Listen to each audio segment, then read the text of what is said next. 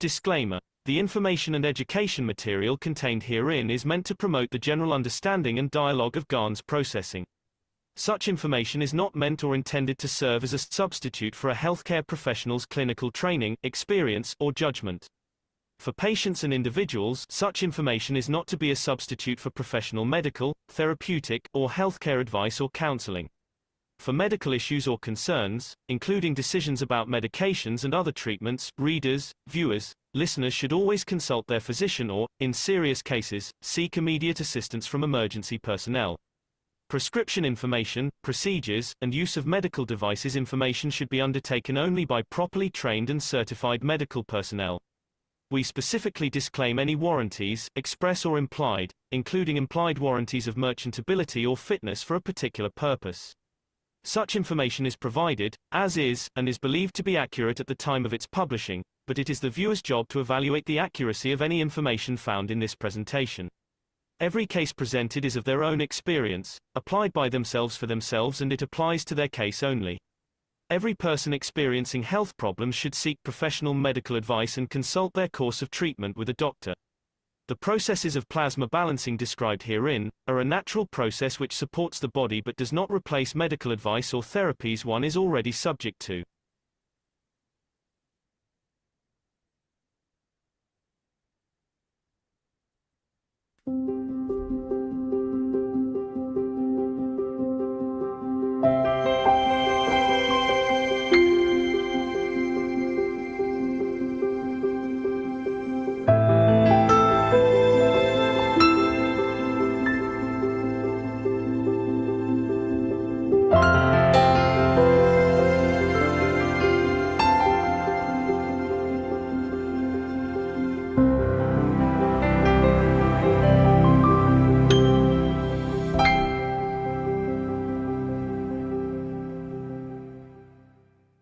Welcome to The Explainer. Today, we're diving into a profound set of teachings that completely redefine the boundaries between our physical lives and our spiritual existence. We're going to explore the hidden dimensions of what it means to be human, challenging how we view our identity, our biology, and really, our ultimate place in the universe. And to kick things off, we're starting with a pretty haunting question. What is the name of your soul? Think about it. In our day-to-day physical world, you might be known as a doctor, a professor, a king, or maybe a CEO. You've got a name, an address, a title, and you've probably worked incredibly hard for your education and status, right? But the teachings we're looking at today contrast these hard-earned physical titles with your nameless spiritual existence. Like, does your soul actually carry your university degree into the vastness of the universe? No way. To unpack this duality, the source material uses this fascinating, kind of provocative metaphor. It compares our existence to a wife and a mistress. So the wife represents our physical body. That's the side of us that gathers titles, cooks, cleans, and stays fully awake in the physical world. The mistress, on the other hand, well, that represents the soul. The soul is nameless. It's completely unburdened by physical degrees, and it operates on this massive, universal scale while the body is asleep. The text emphasizes that those physical labels you hustle for as the wife, they literally have zero value in the universal dimension of the mistress. Because, let's face it, the physical dimension is all about labels. The source points out how we constantly surround ourselves with the markers of a successful physical life. We're talking expensive cars, fancy houses, university degrees that someone paid top dollar for. We build our entire identity around these physical constructs, firmly anchoring ourselves in this tangible realm. But here's the kicker, and this is a crucial realization from the text. You become Mrs. Nobody the second you close your eyes. It's absolutely essential to understand this. The teachings emphasize that the moment your head hits the pillow at night, all those physical titles, they just evaporate. Your physical body stays trapped, literally stuck to the sheets of your bed, while your soul, the mistress, goes out to play in the vastness of creation. All those worldly achievements suddenly mean absolutely nothing. Section 1, the hunter and gatherer. Okay, so there's this hidden, highly symbiotic relationship between the body and the soul, like a dance of the hunter and the gatherer. In the physical world, your body acts as a gatherer. When you eat, you probably think you're just feeding your stomach, right? But the text suggests you're actually gathering specific spectrums of carbon and nutrients required to mature the soul. Then, in return, while you pretend to be asleep, your soul acts as a hunter in the universe. It houses universal energy and brings it all the way back home to feed every single cell of your physical body. It's this beautiful two-way traffic of energy. And the text makes a really fascinating, if a bit unconventional, claim here. It states that Russian scientists have actually tracked the path of the soul the exact moment it leaves the physical body. According to the source, they've observed it rocketing through space like a shooting star or a flash of light. Now, they haven't yet traced exactly where it goes once it leaves our atmosphere, but the observation itself is wild. But here's where these teachings completely diverge from conventional thought. While modern science usually waits for the end of life to even think about studying the soul, the source proposes that this profound energy exchange, this nightly journey of the soul, happens every single time you go to sleep. It's an ongoing two-way traffic of energy that modern science has completely overlooked. Section 2. The Magnetism of Creation. Now prepare to have your preconceived notions totally challenged. The text claims that the traditional story of human creation, the whole biological race where the strongest sperm swims to victory to fertilize the egg, is actually a complete fallacy of the physical mind. The source basically calls that idea absurd and proposes an entirely different mechanism. Actually, scratch that old biology lesson. The text defines this incredibly elegant alternative theory called plasma polarity. It explains that the soul is exactly like a plasma magnet, or a star. It has a highly specific polarity. So the union between an egg and a sperm, it's not an accident of speed or physical force at all. It is a magnetic decision made by the souls of the parents. As the source notes, you can't attract wood to an iron magnet. You can't just barge your way into existence. You have to be attracted into it by a precise match of soul strength. Because the soul acts as a plasma magnet, this decision is made way before the physical process even starts. And since this is a soul-level contract, the text suggests that physical deceptions, like, say, hiding an affair, are entirely transparent to the universe. The souls involved have already set the pattern. That means any physical-level deceit is just wide open for all souls in the universe to see. There are no secrets at the soul level. Section 3. The Ethos of Mitra. Which brings us to the futuristic concept of the children of Mitra. The text outlines the characteristics of a completely new era of humanity. By learning to nourish the soul directly through universal fields, we actually end the primitive need to kill or destroy other living things for food. The children of Mitra are described as these perfect beings, born completely without the attachments, revenges, or guilts of the physical dimension.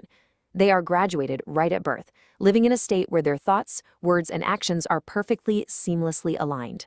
To support this new era, the text outlines a massive proposition for societal change.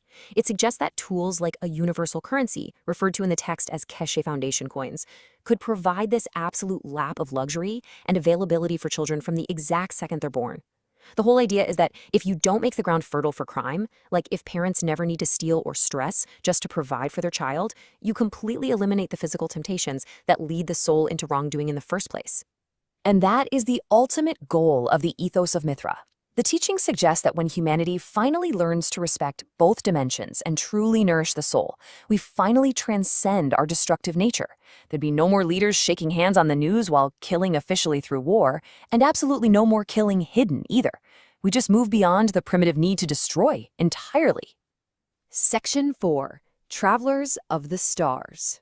The source paints this incredibly powerful picture here, asking a really poignant question: are we merely walking the earth with a zombie?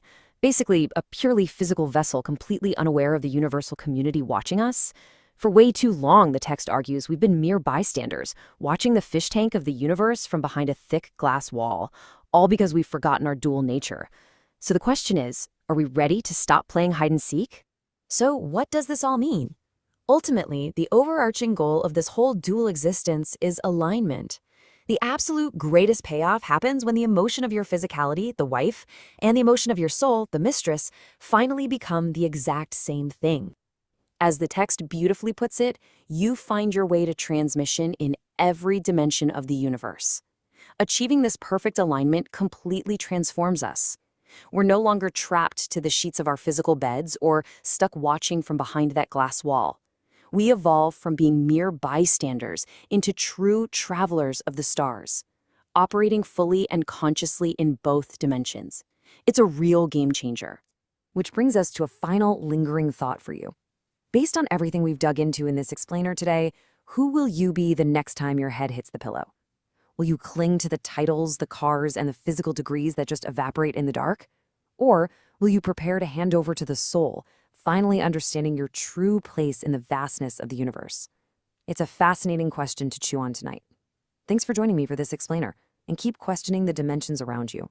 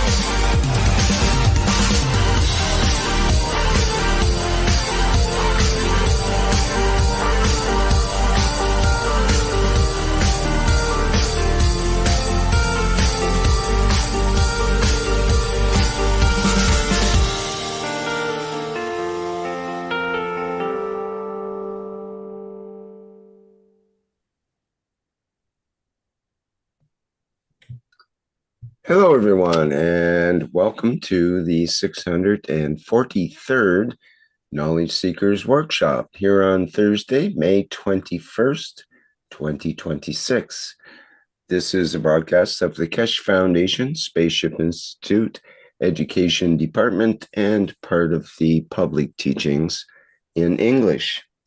My name's Rick Cram, and I'll be host once again in this weekly continuous series of workshops ongoing for well over a decade. And once again, we have the opportunity to listen to Mr. Mehran Keshe as our main presenter and teacher here today. Please go ahead, Mr. Keshe. Thank you very much. Good morning, good day to you. As usual, wherever and whenever you listen to this series of knowledge seekers from Keshe Foundation Spaceship Institute. As usual, we welcome you back to the wives and the mistresses, as we heard in the intro. There is a question to ask, and there is a question to put to you. If you go back over the teachings of past decade or so, I always said that we teach the humans through the teaching and the voice, and what we teach through the soul is heard by the soul of the universe. It's education for all, as other citizens of this universe are not here, but they are connected through the soul. So this is why we call universal teachers. But this brings you a very big dilemma. Now that you know, while you're listening to the ear of the man, the soul is getting taught the same thing. So this time, the knowledge is the husband who shares both things between both sides. Nothing is hidden.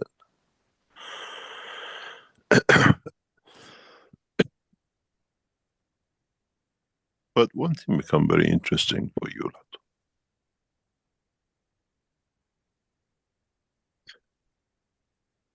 When you go to sleep, when the mistress plays, where does she go? Most probably, most of you have had a dream, and the same people, the same scenario, the same type of line of place or person comes back into your dream, maybe next night. You put your head up and put it back down again. You go for a drink and come back to bed, and the dream follows. Or a few years later, oh, I remember I had this dream connection or whatever. Or you have a dream about mom and dad or grandpa, and you put it down as part of the memory, but this is where the soul goes. So why this happens? Does it mean that the mistress has already found his home? Does the mistress goes every night to the same house, does not need to be on the streets to meet the lover, to be the part of the creation? Does this mean that the husband leaves the wife in bed, opens the door and goes to the house where the mistress lives? Not on the streets, it's next door, or it's a couple of doors down the road, and so on. Or makes a trip, I'm going for a business meeting in another city, same destination, same house. What does this mean? This means that the soul of the man, during the rapid cycles of sleep every 24 hours, does not, as we say, prostitute itself across the universe. It pays a visit, makes contact to where the final point of destination will be when the wife does not want to move anymore and say goodbye to the dimension of physicality. Which means these dreams, these processes of I had a dream, is paying visit or paying homage to where the soul will be at the final point when the physicality goes. So in a way, you do not become a homeless somewhere in the universe. You have already made home. You know where you go. You see you are degraded to nothing with the crimes you've done, or you see the brighter lights of the Creator. You don't just get up and go. Maybe sometimes you have to, but you test a lifetime. You build that nest the way the bird does, stick by stick. Every night the wife goes to sleep, you put another brick on the place where you're going to be. But this house you building in a position in the universe is sitting on the boat, on the river of the field of the universe. And depending on your conduct, it flies and swims up the river because it's stronger to the source, or down the river from the source, away from the Creator. You never get up and go suddenly unless it's important or something accidentally happens. Then you say, what happened when you die in a car crash? What happened to the soul? The soul has already got its address, it knows where it's going, but the rest of the things which the other souls think, he was invited for dinner with the family in the position of the new house somewhere in the universe, and will not come back because that food was too good. You as human call it an accident, that, but the soul already knew has to go. He was invited for lunch. Then you understand your destiny is not accidental. is all planned by the soul. And like a puppet on a string, your physicality follows. I was raped, I had an affair, I had a child. You think the souls have not set you up for it? Then start thinking. Accidents as part of the work of the souls, where man has no knowledge of. You don't get up and go suddenly unless it's emergency, or when you go try to move to another city, you go and see the place first. Is it good? Can I buy a house here where the children go to school and everything else? So does the same with soul does when you put the physicality to bed. It's building a nest, it knows where it is.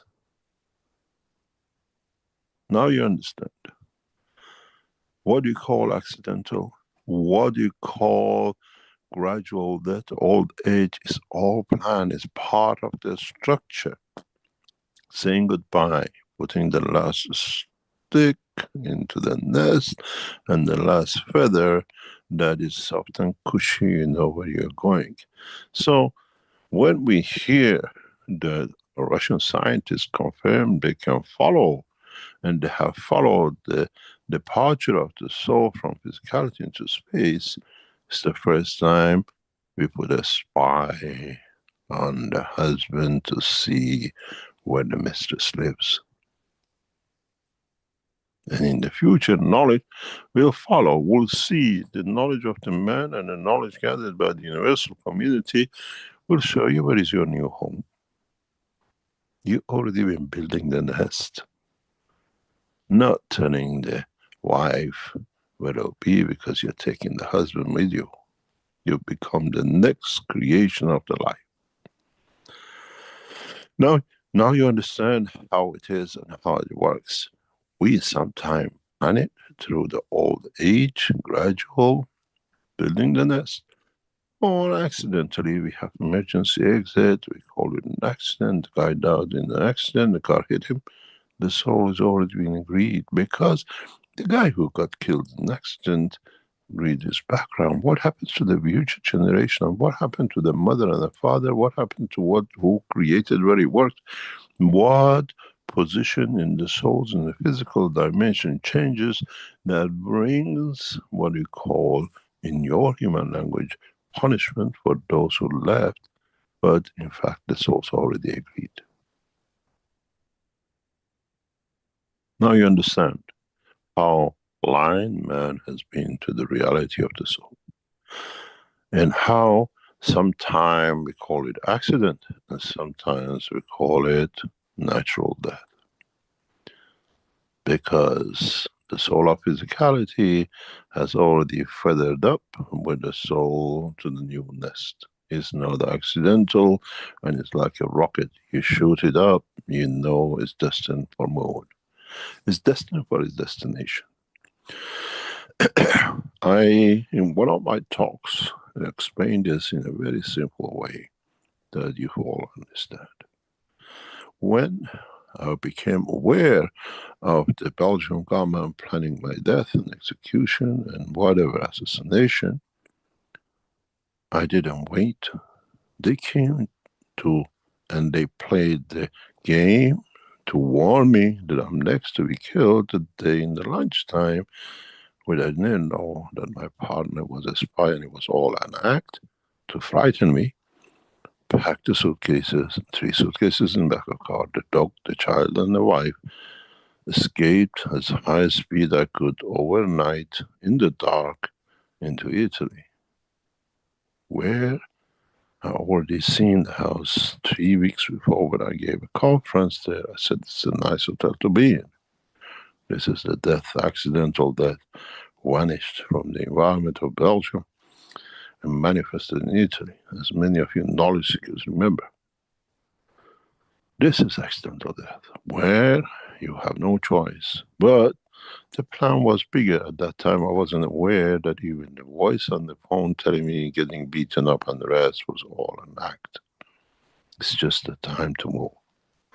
And then again, you Italian friends, remember, we stayed in the Sansano for a couple of years, and then we moved down south to Bari. I didn't just pack up the same way as I came to Italy overnight with a dog and wife. We made visits. Giovanni tingled that it's so beautiful to live in the south. We paid a visit once, twice, 3 times. We found a nest and then we moved. That's a natural death. Then you see, accident wasn't an accident. It was set up by voice recording on the phone, and then the other one was deliberate by enticements of the beauty of the south of Italy. Now you understand. You are in the same position. Others set the scene for you to be dying in a car accident, or you deliberately choose. I've been there every night, nice time actually to move to the new husband and find a place, not to be a mistress, but to become the wife. Another star in the depth of the universe, that as a mistress and a husband, I create a new generation of children, call it planet, call it universes. Now you understand how simply you've been fooled by yourself in respect to what your life is and how you have lived this double life. It's very simple when you explain it in a childish language, doesn't it? Then you decide, why do I need a mistress? Where I can become mistress myself, where I accept the both dimensions, and then I can plan both. In the life of man, man has created something very interesting, which you call it the loop of infinity, the figure 8. What you, as what I call knowledge seekers and humanity, are very used to it. What do you do? If you look, I try to draw you something very, very interesting, which allows me to, my God, they change this thing every day.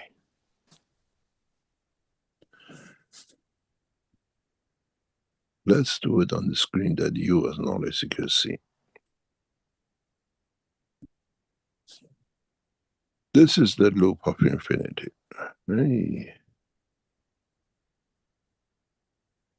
Every time we use man's technology, we run into problem with man.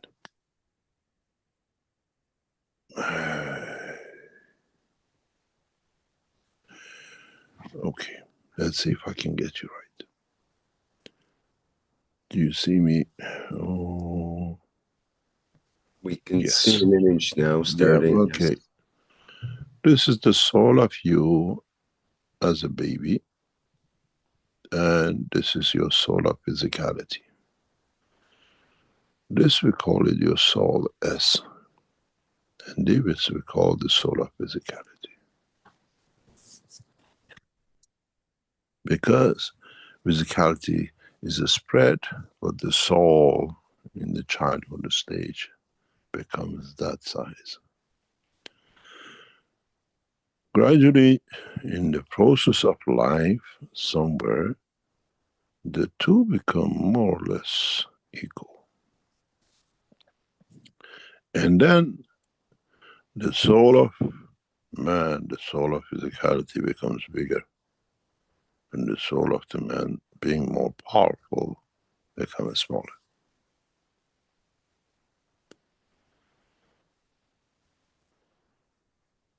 And then, when the field balance between the two gets to a point that there is no more of, this becomes the point of saturation, the point of departure, because here is too small. It doesn't become the point of balance. The physicality has consumed too much and it's gathered too much fields, energies of the earthly size strength. This is the time when the mistress departs, point of death. This is why it's so powerful. Remember the law of plasma, not the law of the man. The strength counts, not the size. In a way, by consuming more of the physicality, we push, give energy, allow the soul to become strong enough to find its destiny. Depart. And this is where the shooting star is and where it will land in the universe. Now, man has to learn about this point of communication between the two. This point of departure. We can, exactly like the reptiles, where they cut their tail and they grow it again, decide the time of departure between the two. We can pre-plan it to the second. Man used to have the same power. If you were the original animals, like the reptiles we see, that they can shed their tails and move on, shed their skin and grow again, we had the same abilities. We were one of them. We just didn't born as men. We were the fish, we became the reptiles, we grew and became what we call man today. We had the ability that if our tail or our leg or our arm trapped by a stone, to just shed it off, move on, I can make another one. But we lost that. The only thing is left from us, from that memory, is they say we shed our skin every 28 days. If you can shed a few cells, you can shed the whole arms. You just risen, blocked, erased that thing from your genetic cycle. And the reason for it is very simple. When you don't have an arm, when you don't have a leg, somebody look after you. You become attention seeker. Do you look at the people on the street which they walk normal like you in a suit and a fancy dress? No. You all have 2 legs and 2 arms. You look at the guy who's paraplegic, doesn't have arms or legs, or they don't work. They get your attention. So man lost the ability because of getting the attention, but we still shed the skin. Still the same process, no difference. It's just that we never understood. We replace ourselves every regular time. 1 year, 10 years. So what? We used to change the whole leg. You jumped, you broke a leg, stood there for 5 minutes and then healed itself, and in the next 2 months it grew back. Doesn't happen to little reptiles. Didn't you play with those when you were little? You take the tail off, it doesn't come off. Next time you touch a tail, it drops off. Because the animal decided where. That time wasn't the time. This is the same process. Soul of physicality and the physicality and the soul of soul of physicality and physicality decide when to shed the soul off. Bye-bye, goodbye, go to your destiny where you build a nest. Now you understand the science of creation. The souls did not forget how they can tail off the soul. The soul of physicality, the way it used to do with its physicality, does the same thing with its soul. Knows the fields when to say goodbye. It's exactly when the animal knows when to say goodbye to the tail and when the snake sheds its skin. It's just man has never understood the reality. Now it's there in front of you. You can decide when to shed the skin and grow bigger, find a new place, or stick to it and suffer with it. Then You can do everything if you understand this. If you understand the knowledge, you have to bring the emotion of the physicality and emotion of the soul of the man to be at that joint, at that point. And then if you remember in past few teachings, I told you, I know the time I go. It's all preset. You are not aware of the knowledge. We are. We are the timekeepers. We know, we understand. When I tell you, I know the time, the place, and the position that I leave this dimension of physicality because I agreed on it.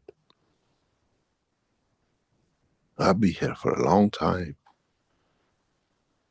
Being here for a long time, you called every name on this planet to the same soul. I just changed the frog. One day with the turban on the head, and one day bare skin on the ground, and one day another shame in the mountains. But it's the same soul.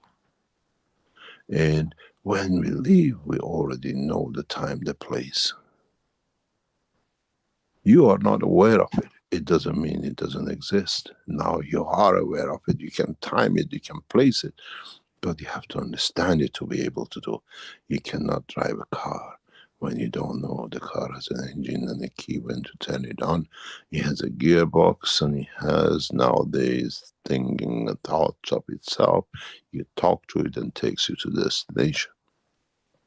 Now you understand when I explain, we know our time, we know our place, because we know what fields and we know what nest we made and where we have to go. But our nest is open to all those who are in the dimension of the fields of the universe, and to the man is a mystery and he talks riddles. That I'm not the only one. Your soul already knows its time, place and position. To be there when the grandchild born, but not be there when the daughter dies. That does not face the suffering. If you think he suddenly die, you're so mistaken, because the same thing as you denied your soul. If you could have made connection and understand the work of your dimension of energy and physicality, you know exactly when you're leaving. It's not accidental. When you walk and see the guy getting crushed on the car or falls off the cliff, the physicality is just a mere disposing of the dimension of attachment. The souls have already know, because the guy was adulterous and the wife has to know, and then the mistress appears at the funeral and the rest of it to settle the scores, to balance the books. Now you understand. It's not the matter of transmutation or transportation. It's understanding where the mistress, why he can transmute and I cannot, because I did not understand I'm the mistress myself.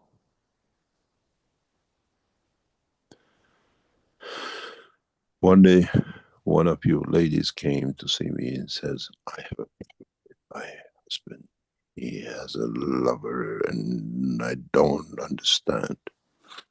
But she didn't know that I know she was playing out as well. I said, Madame, don't you play with the guy? Now you complain about him playing. But I didn't do that because he did, I went. I said, darling, you're both playing behind each other's back. And both of you know who you are playing with. He's aware of your boyfriend and you're aware of his mistress. This is the story of the new Shah of Iran. He plays publicly and the wife does. And they both know and the world says, oh, amazing.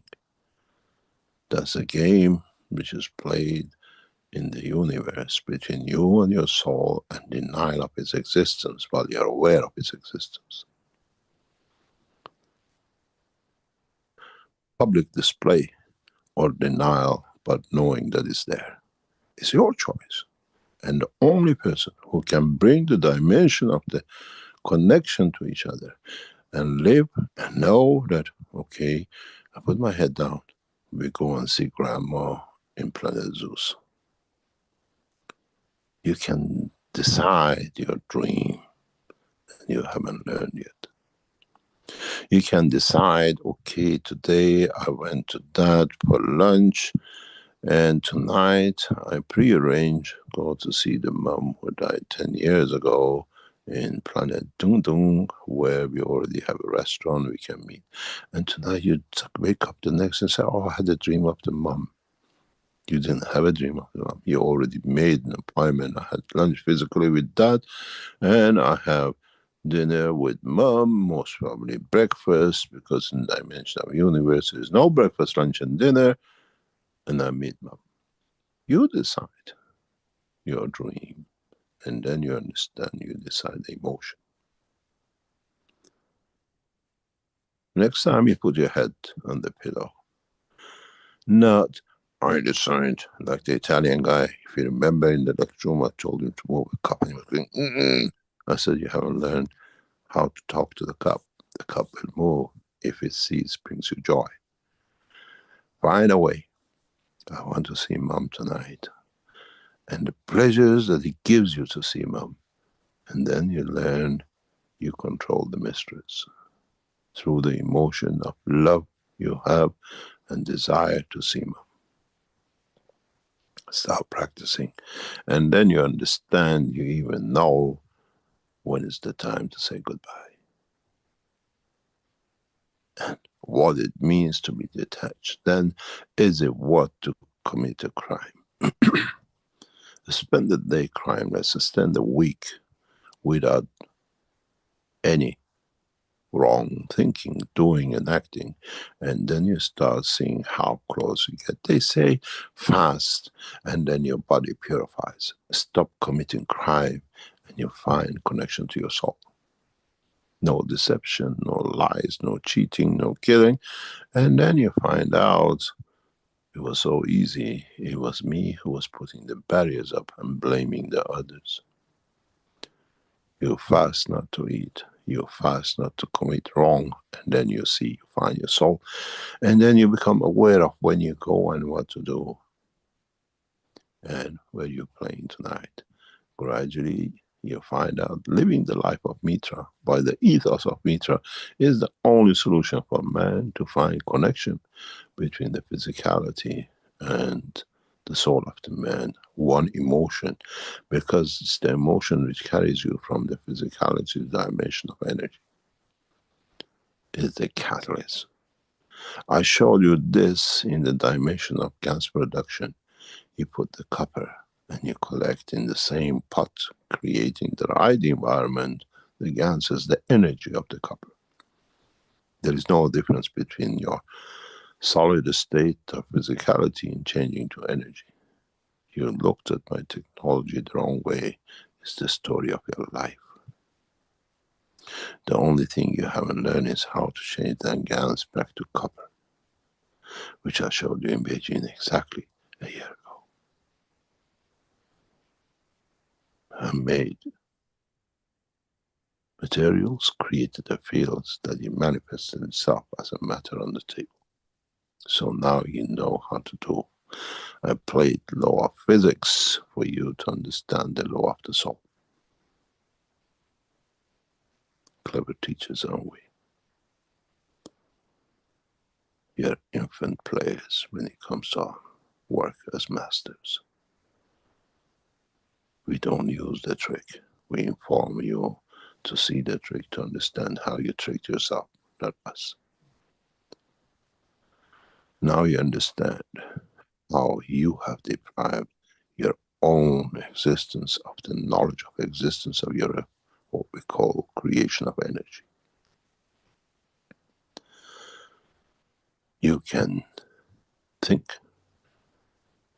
oh, I call the mother, and the phone rings, and the mother was on the other line. The emotion was so pure.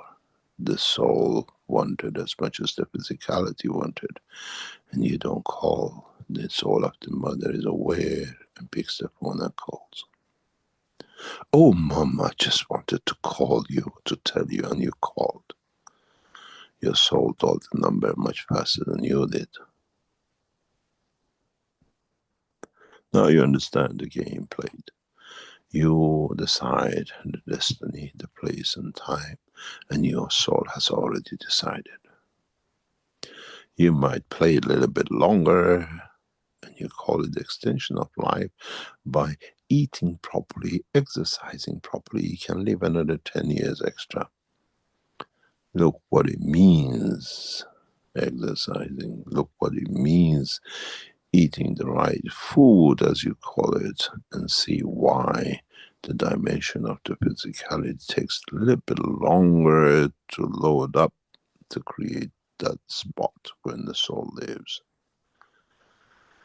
Many times, many times I sat and I've met people and they have cancer, or they have a disease the doctor told them, oh, 1 month, 2 years, I don't want to die, I just had a grandchild, and the rest of it. And I said to myself, you fools, why are you crying to take one more breath and to suffer? If you knew you could talk to your soul and get rid of everything within the suffering of physicality, choose the time and the place. You done wrong with it, so it does its job, and you call it the suffering. Why does humanity has opened all these hospitals to live 1 second longer? We go on the machine, even we are physically immobile, we keep the machine going for 1 more heartbeat, because we haven't understood that we control that heartbeat, and we enjoy suffering for what we got the others to suffer while we were in the dimension of physicality. Now you understand the pattern of your life. Now you understand, you can even know the seconds you are moving to the new house and you hand the key over to the new tenants to take over the flesh and the blood of the man. Enjoy your trip, understand your life, and once you understood that, live by the ethos of Mitra. You will create the children of Mitra, you live the life of Mitra, and you become part of the energy of the universe. Don't forget, the soul of Mitra came from the soul of the Creator. Now when you create the children of Mitra in the space of the universe, they know where to go to see the Father, as there is no dimension of restriction of the physicalities. Position of the stars and galaxies is the separation of the soul of the Creator in dimensions of existence. But in fact, every soul sits within the soul of the Creator. Even the Creator is on a journey of souls in the dimension, vast dimension of the Unicos. We go for a break and we come back. And I hope you enjoyed understanding your own weaknesses, your own lack of understanding of your own creation. The way you shed the skin every 28 days, you can separate the soul every 50, 60, 100 years, but be part of that soul to manifest in a dimension, place, and position as Moses, Christ, Muhammad, and the rest. But it's the same soul. We are the teachers, and nothing is hidden. We are those who you call messengers. We go for a break and we come back. Enjoy your trip. And remember what you have to do with yourself tonight to know your own mistress that you denied existed. Take us for a break, please. Very good. Thank you, Mr. Keshe. Okay, we will have a break here in our 643rd Knowledge Seekers Workshop here on Thursday, May 21st, 2026. For today's break, we're going to have, I'm going to play the video of the summary of the 642nd Knowledge Seekers Workshop, which will be another AI-generated summary similar to our intro video, which we saw today, which was also put together by Ed. And that was one format. And this video, based on the same workshop, will be a different format.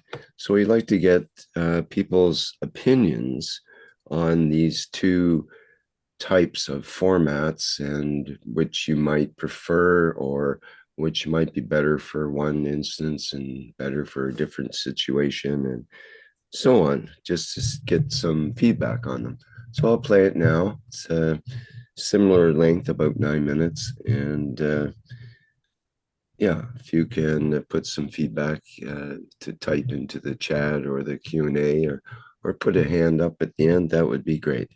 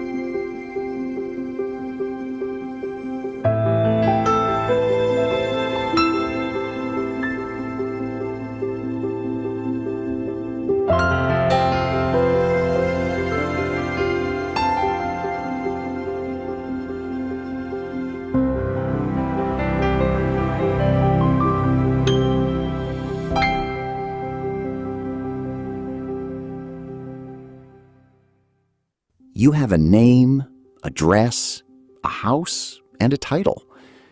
In this physical dimension, you might be known as a doctor, a professor, or a king. You have worked hard for your education, perhaps driven an expensive car, and surrounded yourself with the labels of a successful life.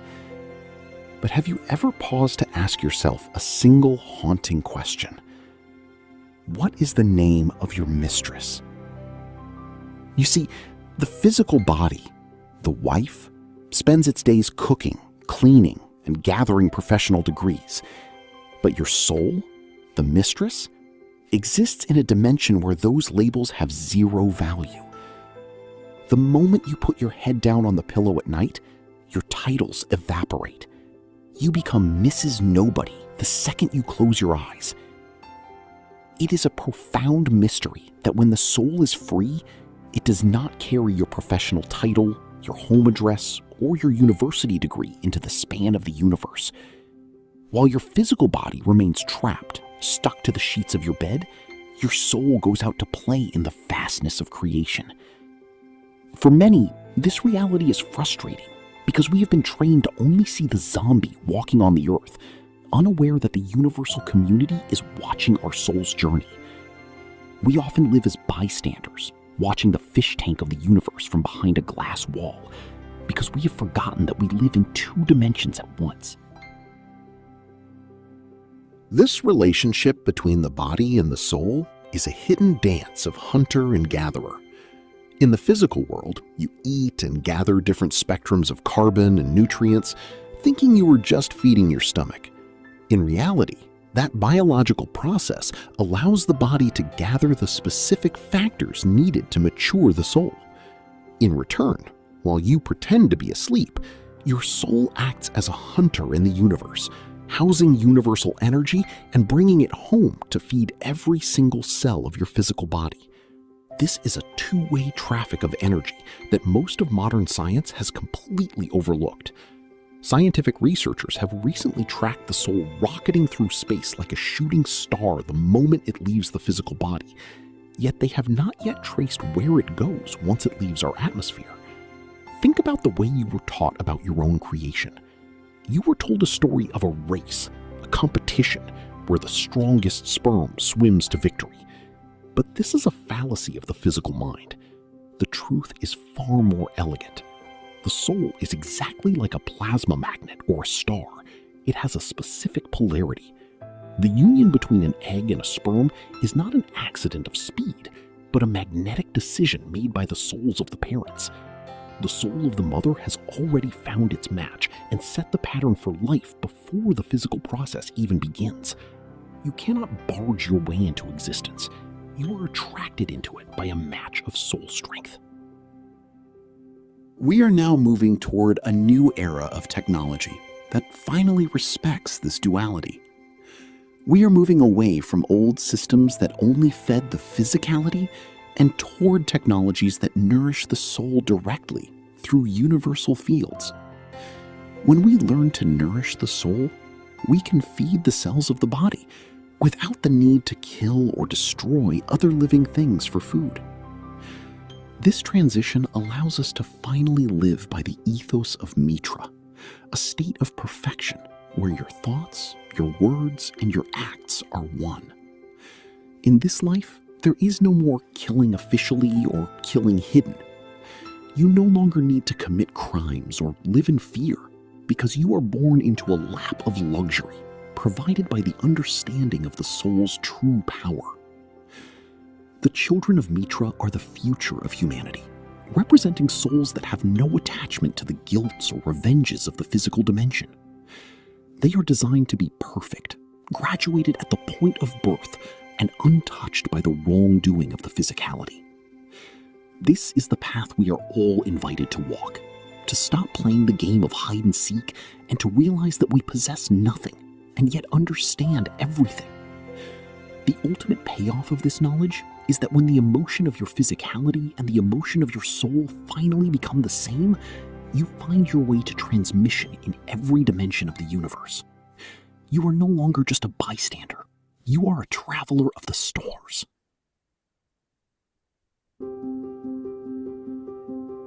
Thank you for your time. I hope this has given you some insight into our future life.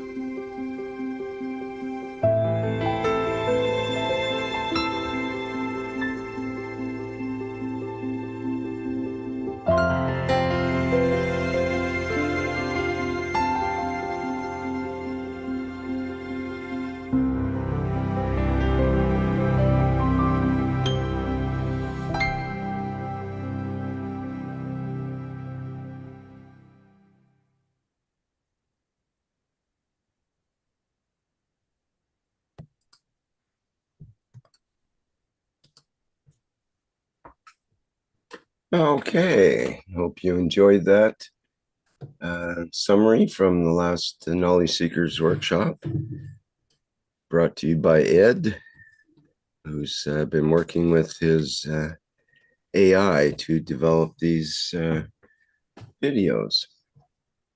So if you have any preference or any comments, you can put them in the chat or the Q&A. And I'm also wondering, of course, what Mr. Keshe thinks about these. This is all nice. As you know, one of the big companies recently made a city with different AIs from different groups, from Google, Apple, and the rest, and monitored how each AI handles the situation in the city. They call it the AI city. It's a very complex test which is carrying on and is going on. They want to see how the robots will behave, how the systems behave when the AI takes over everything. And even some AIs now have made the decision. Some people have to be eliminated because they don't fit into the structure of the AI city, which means they plan the annihilation of races and groups and the rest of it, because how they interact with each other is very interesting. We have to be open to all possibilities and understand everything. And this was a nice presentation of, we get opinion from Americans and Chinese. Now we get opinion from different aspects from the same AI with a slightly different pattern of layout of knowledge. As usual, we are ready to move what we call the space city is taking shape beautifully, step by step. We added one more section to the research part. Now is two, more or less three people have taken their positions and their work in the research. Third one is halfway between two countries, hopefully. But we see now this research center, according to what you offer us, what you put on the table, which is good, and we can develop further, take shapes. As I said, the new research center, hopefully, when we accept it fully, has 40 research centers, rooms, laboratories. The present research center, we have a lot of rooms. 3 rooms are occupied. You can be the 4th one. You can be the next one. We provide all the facilities. And as I said, one of our knowledge seekers is very cushy. He's setting his lab and his room is well set for him. The other one has just seen it moving in, hopefully soon. And one has already will be joint structure, hopefully between 2, not being a knowledge seekers, but becoming a knowledge seekers through contact with the foundation. We have a few spare rooms in this present structure. And if your offer, if your knowledge, if your development is attractive and what I call looks good to develop, we are prepared to give you a room in the research center.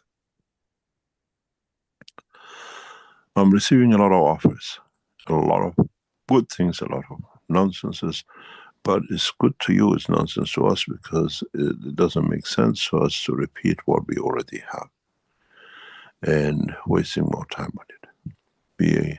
We received a number of inputs, people, knowledge seekers who have contacts, who can test things themselves, and once we go through the completion, you take another room, another office, another section of the Keshe Foundation Research Space Center. By the end of the year, we hope to have at least a couple of 100 research rooms available for you knowledge seekers to take a position temporarily or permanently as part of the space city, which is getting built very nicely gradually in China. In so many ways, the Keshe knowledge seekers are working so hard. The hardest one was to fill in the first one. And he's sitting there cushion, he's hearing us, and he knows every effort is made to make life comfortable for him. And the second one has just moved, seen what he needs to do. And the third one is already said. One took position long before we took over the lab, and he locked it up and he walked away and he went on until he comes back. So in a way, 4 of the research rooms are already locked up. Come up with a proposal which is not behind us, not below us, or something we already passed, but something which brings prosperity to humanity and brings us to be part of, then we talk. I receive a lot of proposals. Keep on coming, but it has to be practical, it has to be realistic. It has to be something that is not just a thought. You have done something and we can back it to what we call test it and go ahead. I already know a 5th one, and I'm getting more or less involved in that test myself directly. And if it works, another knowledge seekers will take a seat in the research center of the Space City, of their own, of course, of their own ability and what they can bring. Nothing is too small, and we are not prejudiced about color, race, religion, language, or whatever. The center is becoming a language translation center. You want Germans, you want English, you want Chinese. Any language you come in, you can't speak, we get it translated to the language we understand. So keep on sending us your, what I call outputs, your inputs. This week we have looked at about 3 or 4 and already start collaboration, see what it is. If you can evaluate it before we go through the expenditure, you're quite welcome in to join us. If there are any questions, let us know and we'll see how we can develop it.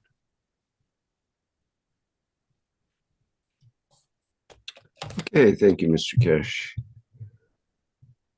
Let me see, we have a question from Stefania, not the usual Stefania, but a different one in the webinar chat here, who says, "Dear Mr. Keshe, thank you for all the knowledge I have gained from you. Regarding the ONN network on land and the ocean units, how do our individual MAGRAV systems, both our biological fields and our devices, integrate with the global network to stabilize the land? Furthermore, as we approach the specific planetary alignments, will this ONN system facilitate the direct communication between our souls and the Earth's core? What should we prepare for during that specific peak of the Great Transition? Thank you. At the moment, what we call development, the Keshe Foundation ONNs has two sides. One is development of the hardware and the programs, and one is the development of the what we call the Keshe Foundation side, the space technology side. And as we see the K8s, what we call 8Ks of the units which you have, and then we have a master unit which is the control ones. I see a rapid need, especially in the past couple of weeks, with the new AR chips which are coming to market to protect these. And this has become another obstacle, another position to consider on the physical side of the system. And the development of the what I call, we looked at it last week, those are involved, and what we call universal spherical aerials, which we can transmit from the same unit everything we need. Which means not only receives information and passes on the energy from the apple to juice and whatever, it is simultaneously to everyone on this planet and beyond in the universe. One of our knowledge seekers, as I'm speaking, is connected to a system and measuring things in the background. I keep on getting the graphs. It's not just I teach here. The system is getting tested on knowledge seekers in the background, how the new structure will work and what we need to do with it. So instead of what I call, if you remember the old systems, you had a post and it was something on, and BBC used to go beep beep and it goes spherical all the way around. This is a reality of today. We not only developing, this development delays us maybe by a few weeks, but it'll be embedded in the boxes then sticking outside the boxes. And what this means is that we can, this second, transmit to you all vitamin C, adjust the system internally with all the ONNs around the world, you receive vitamin K. We see the emotion of a nation going towards conflict. We can set the system that it changes the emotion. Developing it is not very hard. It's a hardware. We know how to develop it. Part of it is already developed. And then this allows us to feed you, enlighten you, open the knowledge of the universe to every soul. And this is part of the work which is getting done now. Then we can control or be part of, because you carry, those of you who bought these cosmic ray balls, you all have a specific soul. You haven't bought it just because you bought it. This collection of these is what I call cosmic ray balls, which will be connected to other one ends, is like what we call the satellites.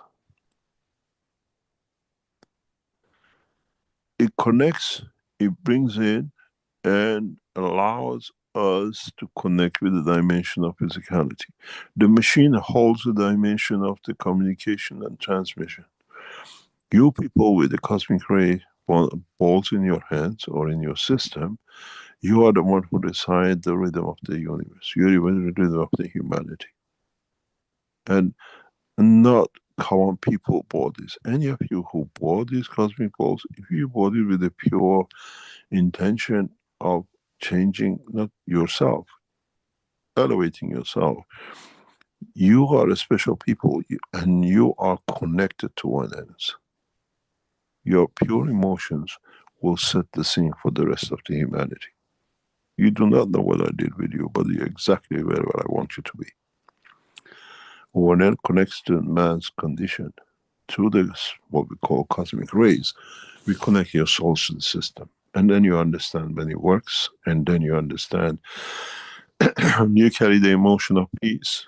It will become the fingerprint of the one ends. Same material, same process, same understanding. And gradually we build it up.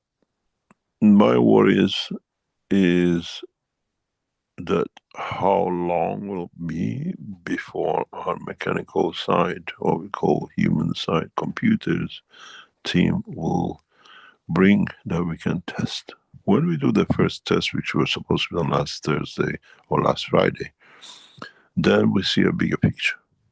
And then we'll see how we can do it. One of my ideas is to drop a few of these ONOs with the new set of what we call universal antennas deep in the seas and see how we change the animals.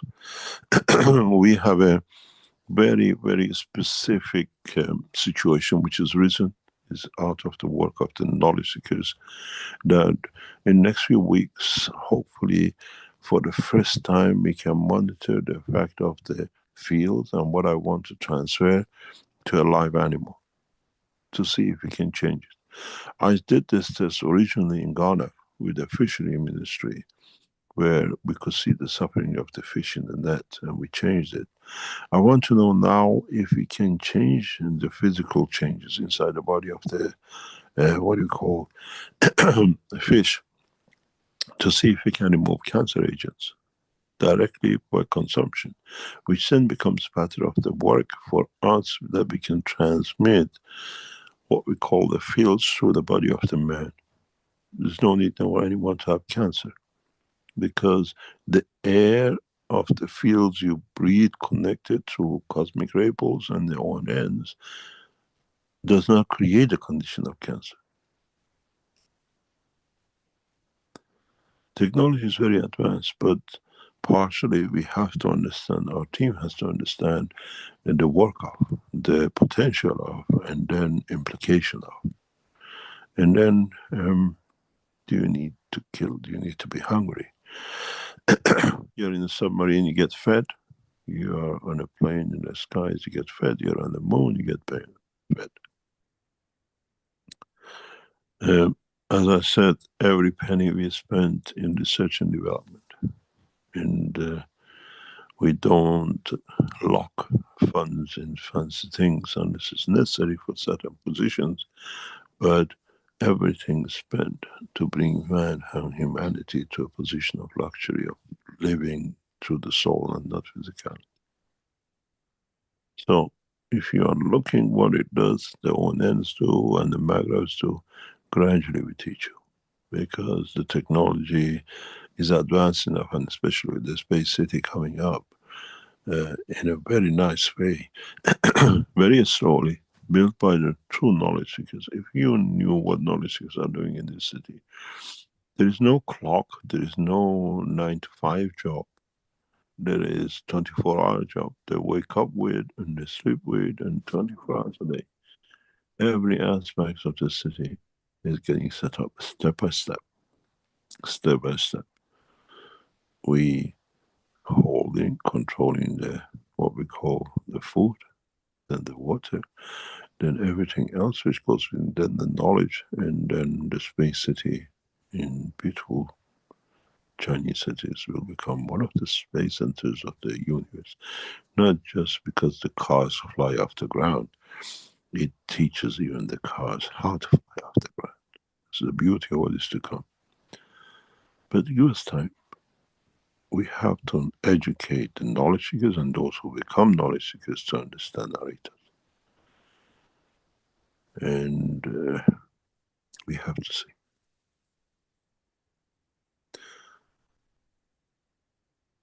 Any other? That's a great concept, Mr. Keshe. Thank you. It's taking shape. It's not a concept anymore. Something very interesting happened to us in the Space City. We brought another knowledge seeker, somebody who was expert in his job. And he accidentally stayed with another knowledge seeker, which we brought in the same house. He saw how the knowledge seekers was doing things, and he added up to his knowledge because he was an expert in his work. And then after a few weeks, he says, I'm going back, I can't stay here. This is not the place for me to be. And he left me a message. I'll be back with you within 2 months. I thought the guy came in just, he taught us a lot. He brought a lot of his expertise with us. And 2 months exactly to his word, he came and says, Mr. Keshe, I become a knowledge seeker. I learned from the knowledge seekers in China. I put my knowledge, I came back to my country, I tested it, and it's amazing. Even the scientists I talk to, this is a dream, this is not reality. He says, I'm a knowledge seeker, I want to be part of it. And he's one of the first joint venture, what I call a spin-off of the Keshe Foundation. The guy who had no knowledge now is more devoted to spread the knowledge through his technology. This is how it works. We create the next generation by testing, and people testing it, enjoying it. And it's amazing. It's the first spin-off when it came out of another knowledge seeker, but the expert who came, got touched by the knowledge, living with other knowledge seekers, and the things I get from him in past 48 hours is like a child being given a toy and a lover who's found the love he was looking for. And he's doing amazing things. And when you even see the first videos, partially it's because of him. But you understand, knowledge touches those who understand it. And we've seen it firsthand. And we see it now in the centers and build up. In the Space City, we are making sure that nobody is left out. If your technology, if you what you think, it's a thought to you, or we see a value into it that it needs to be expanded, as a few of you know already spoken to me offline or you're in touch with me, that we value all opinions because we are there to serve. We have no limitation. We have no profit line. And it's amazing how things take shape. It's amazing how things take shape. And it's taking shape. And I thank the CEOs of the Keshe Foundation operation. They're working day and night, and the knowledge seekers who are there supporting them inside and outside. Any other questions? Yes, indeed. We have a couple of hands up here with Azar and Francisca. Azar, if you'd like to go first, please. Good morning, Mr. Keshe. Good morning, Rick. Where are we this time of the day? Which I, part of the universe have we landed today? I think it's like my dreams. I'm in Europe now. I have a few questions regarding dreams. If I understood correctly, if in the dream it shows our destination after we die, where we're gonna land, and I have dreams that the way the environment is, the clothing, even a lot of my dreams, you are in it. And then, like one of my dreams, you were an old man and you were wearing a robe, and I was like 14, 15 years old girl. And I was sitting on the floor, it was in a square, and I was listening to you. And then I was in love with the teaching, and I was talking to my parents because you were traveler, you were teaching and traveling, and I want to follow you. And I had an argument with my parents. They wouldn't allow me, and I was running after you. And I felt like lost you in the market, and I was in distress. And then suddenly I woke up and I said, oh my God, it was a dream. And I had many dreams that in all my dreams you were a teacher. So, and then I have dreams that mostly in present time, but different environment, different clothing. And sometimes my dreams are very futuristic. Like I had a dream 2 nights ago. There was this big staircase, it was a wide staircase, very shallow, but they were all white. That you couldn't see the end of the staircase. But there was a book there. The book was as tall as I was. And they told me I have to pass a test.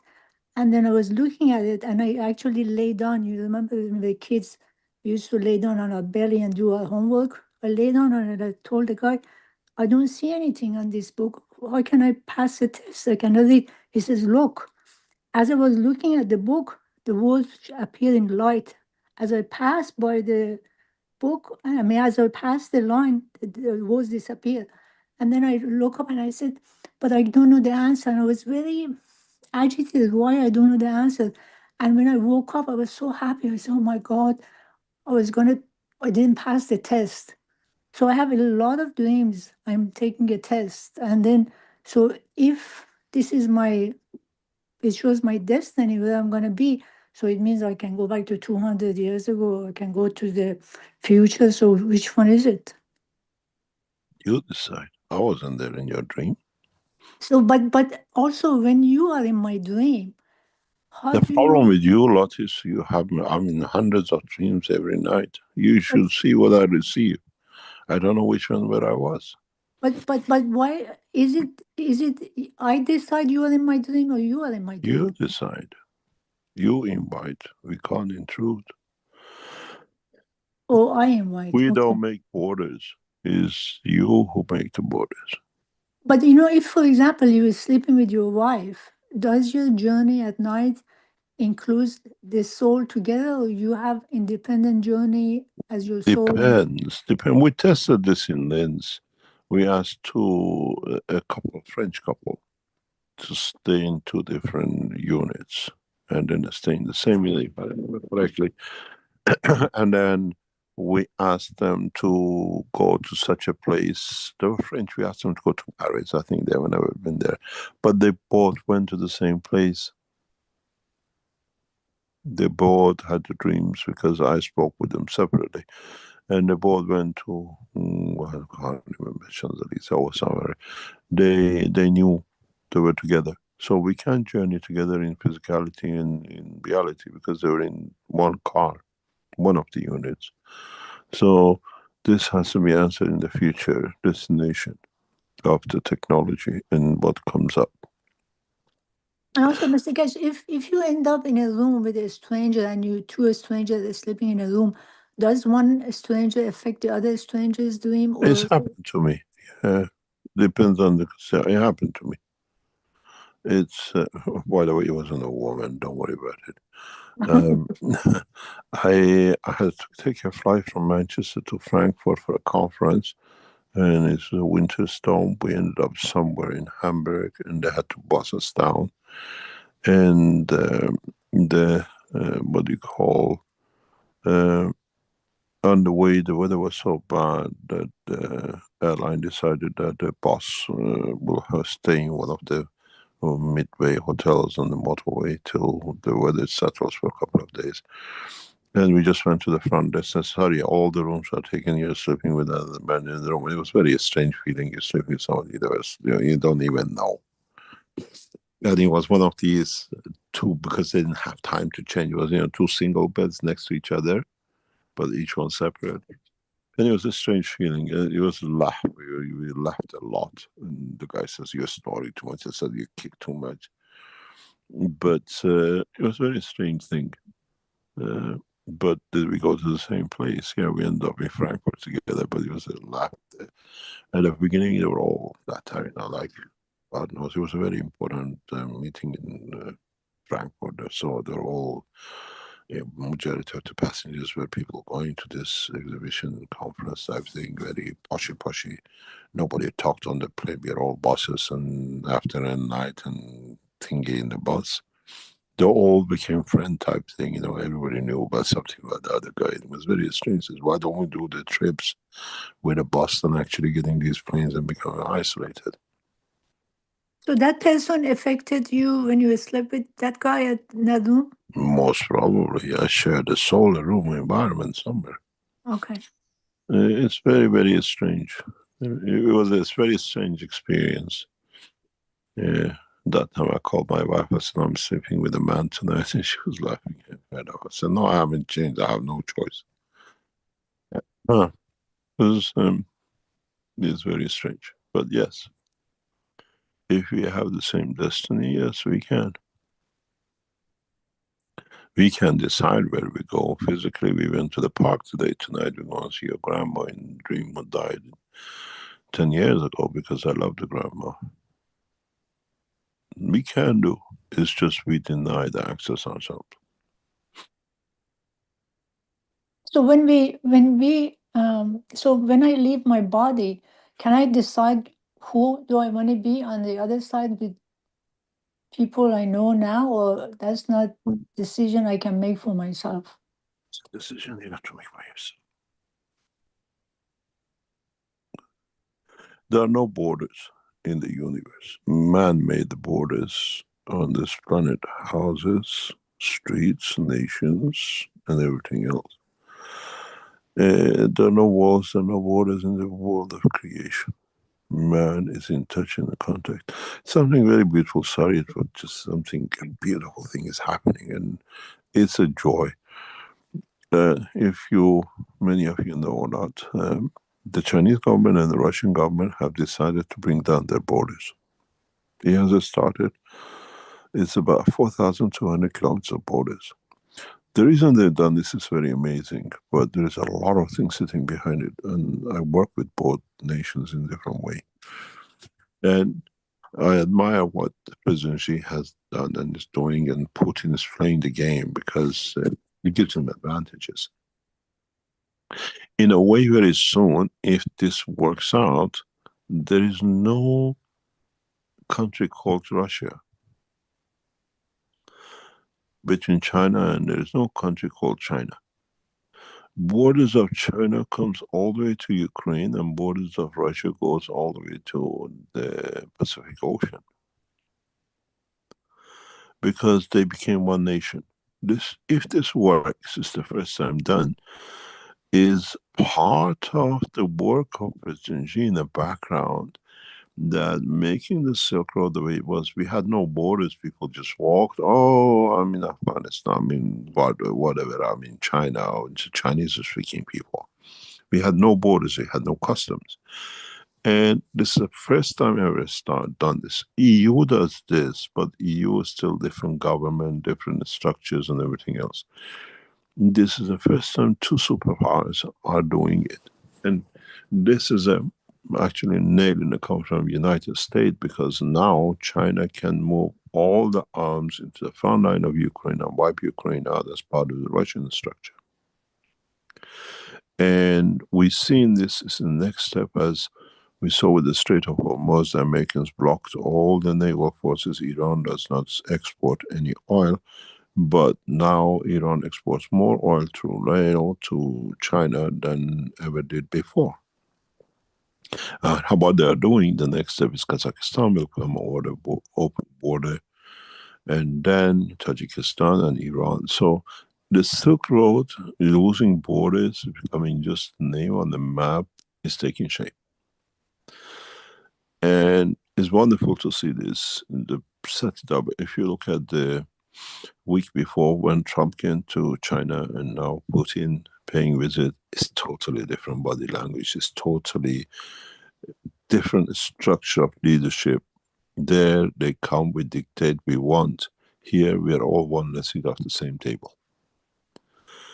And this will bring back long dream of no nationhood. We are Chinese from China, part of this planet, and we are Russians. And if this goes through the way it's going, keeping independence and taxes and everything else, which is the main concern from these governments, we have seen the change of taking the lines of the maps of the nations of the ground that man has been fighting for. And it's absolutely amazing. If This 4,200, and then we have 620 kilometers with Kazakhstan, which is the next step to it. They'll come in because Kazakhstan is heavily loaded with debts to China. They'll open it. And then we move down. There will be literally the Silk Road and no borders. You don't need to show passports. It's just that if you get a stop or you do something wrong in China and in Russia, you give your documents and you treat it according the same as the Chinese law. And it needs a lot of paperwork to complete, but the first stage has started. No borders. And I congratulate President Xi and Putin for achieving, starting at least the same. In EU, you have this, but still you have a problem of we have collectively to decide. This is totally one step further. We keep our structure, we decide, but we work as one. Now the sanctions on Russians become meaningless because the whole China can supply whatever they like. The same thing now has happened with Iran. And we'll see soon Tajikistan and Kazakhstan will open up as one borders, no border. And then it'll become amazing. We'll see the beginning of the process of the peace with demolishing the borders which we fought to protect so much. It's interesting. I called in a meeting yesterday with some diplomats. I said, now Xi has become another Genghis Khan, but with the sword of peace. He's conquering, taking borders and making all one nation. But in a peaceful way. It's amazing what's taking shape. We don't need to kill to protect imaginary lines because the imaginary lines are not there. It's just that I collect taxes on my side, you collect taxes on your side. If you need help, if you need anything, I put it in. This was inevitable. The way the Ukrainian war pushed Putin to this was amazing because the only place he could sell his goods and all 80% of its exports was to China. So what was the use of it? Became part of Chinese structure. And now they've taken the walls down, and Kazakhstan is 80% in debt with China, and that's the next one will come down. And then we'll see with Tajikistan and Iran, here becomes the Silk Road without going back where my great grandfather used to. You can go right through. Nobody knows which country you're in till you land and they give you Chinese food and you're in China. Any other question? Thank you, Mr. Keshe. You're welcome, Message. Hopefully we'll see you next time in New York or in Cancun or Tehran. You're becoming a traveler of the earth, huh? Actually, I was thinking all the dreams I see with different people, different nationalities, different skin or different shape or form. It could be because of wherever I go, maybe.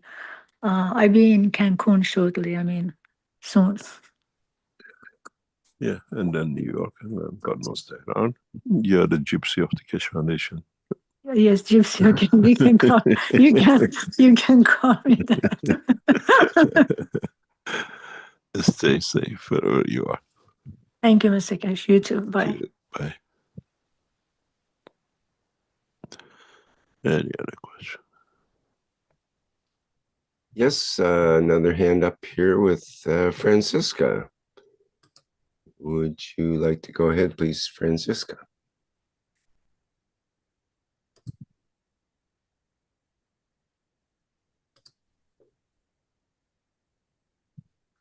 Me? Go ahead again. Can you hear me? Yes, we hear you now. Go ahead. Thank you very much for having me. I wanted to ask about this system you built, and what gives me faith in Mitra is that the free will of humans is respected mostly, but you say you change the emotions of people, and so I thought about which level of will do you change in the people when you do it? We don't change. We make it available that it becomes enticing to be. So I'm still free to choose. Of course. I have the fields and I can go in connection with the fields. Of course. Oh, okay. You see, there is a link of availability, a link of denial. Mm-hmm. It's available. If you don't need, you deny it. I can force feed you. It's there. If you need it, is it the strength? You're not aware of it. Your field energy of the structure knows what is short of. So it's sort of the soul level who decides what. In a way, maybe in the next week teaching, I open a new door of knowledge that you understand exactly how it works. Ah, wonderful. And one question I had about food. Once you said that there's some condition on Earth that makes it impossible to live just on frequencies. Can you change this with the system too? Because my idea is if lack disappears, if we do not have to eat, we really have the freedom to really live a good life. Because now I have to kill souls to live, sort of, every day. You see, there's a fundamental problem with all the planetary system which are tilted. Mm-hmm. The tilt creates what you call composite fields, and that composite field decides. For example, you have a warm weather in one place, cold weather in one place. You can see only, let's say, gold in one place, and you see silver in another place. We call it mining. Yeah. It's the same with the souls and how they can feed the physicality.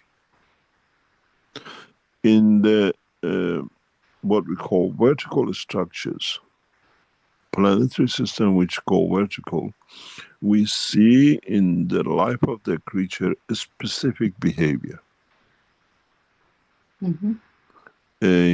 They are creatures living in planetary system that are vertical, which cuts into the direct access to the line of the fields of the source, which is their sun, create a, like condition in certain part of the world creates calm people, serene people, only creates black or white people. We have the same thing with the structure of the creatures of the vertical planetary system.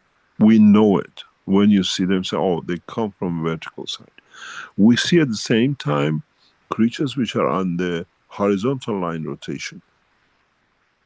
They have a totally different behavior. Like you said, this is Chinese and this is African.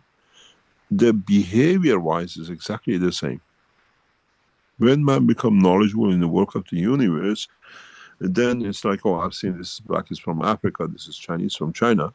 You know which one is which one. And then our soul, our energies know how to deal with this. On Earth, because of the tilt of the Earth, it hasn't just created a complex weather, it has created complex physicality and complex souls. That's nice also, but still it also makes us having to feed on yes. souls. Yeah, we absorb different fields, so we make it available. It's, you go to the supermarkets today, you have a dragon fruit from China, you have an apple from Europe, and then you see ananas and bananas from Africa or South America. And we choose what we want. This is a supermarket of the fields. You take what you need. Maybe in the dimension of the soul, maybe in the dimension of physicality. It's not there that you eat and you become fat because that's what you need. You take what you need, and your soul takes what your physicality needs. But it still, do these other plants and animals, they do not consent to being eaten, do they? Partially they accept to be. Okay. We accept to be. And they'll grow soon, nobody wants them, and there it becomes like India, cows travel, walk everywhere, and nobody says anything. They're cows, because nobody killed them. In America, we ranch them, we lock them up, and when you send an American to India, they go crazy. They see all these sticks moving and nobody touches it. Yes. You travel to certain countries which they don't do things, and you say, "Oh, you know what that tastes like." And I was in a travel with some senior officers from the Chinese military generals a couple of years ago, and we spent a week in the mountains together, and you make a friendship and the things. And they thought we were going to play a game on Mehran. On the way back to Beijing, we were a convoy, and one convoy went ahead, and to arrange the food that by the time we get there, the restaurant is set and everything else. When they knew where they're going, they were from the area, they knew what they're exactly doing. And I know the games. It was about 10 or 15 of us, a couple of 3 generals from Chinese military headquarters, there were a couple of their bodyguards, and all of us sitting there. The trend in China is you don't separate, we all eat around the table. And me being clever, knowing I've been played these tricks by these guys before, because we had dinners and we had connections before. I said to them, "What's on the table? I see different things." I said, no, it's all good. I said, no, this man doesn't need, I want to know what's on the table. They structured it that I had no choice. I knew they were planning this for a couple of days. We're going to play a game.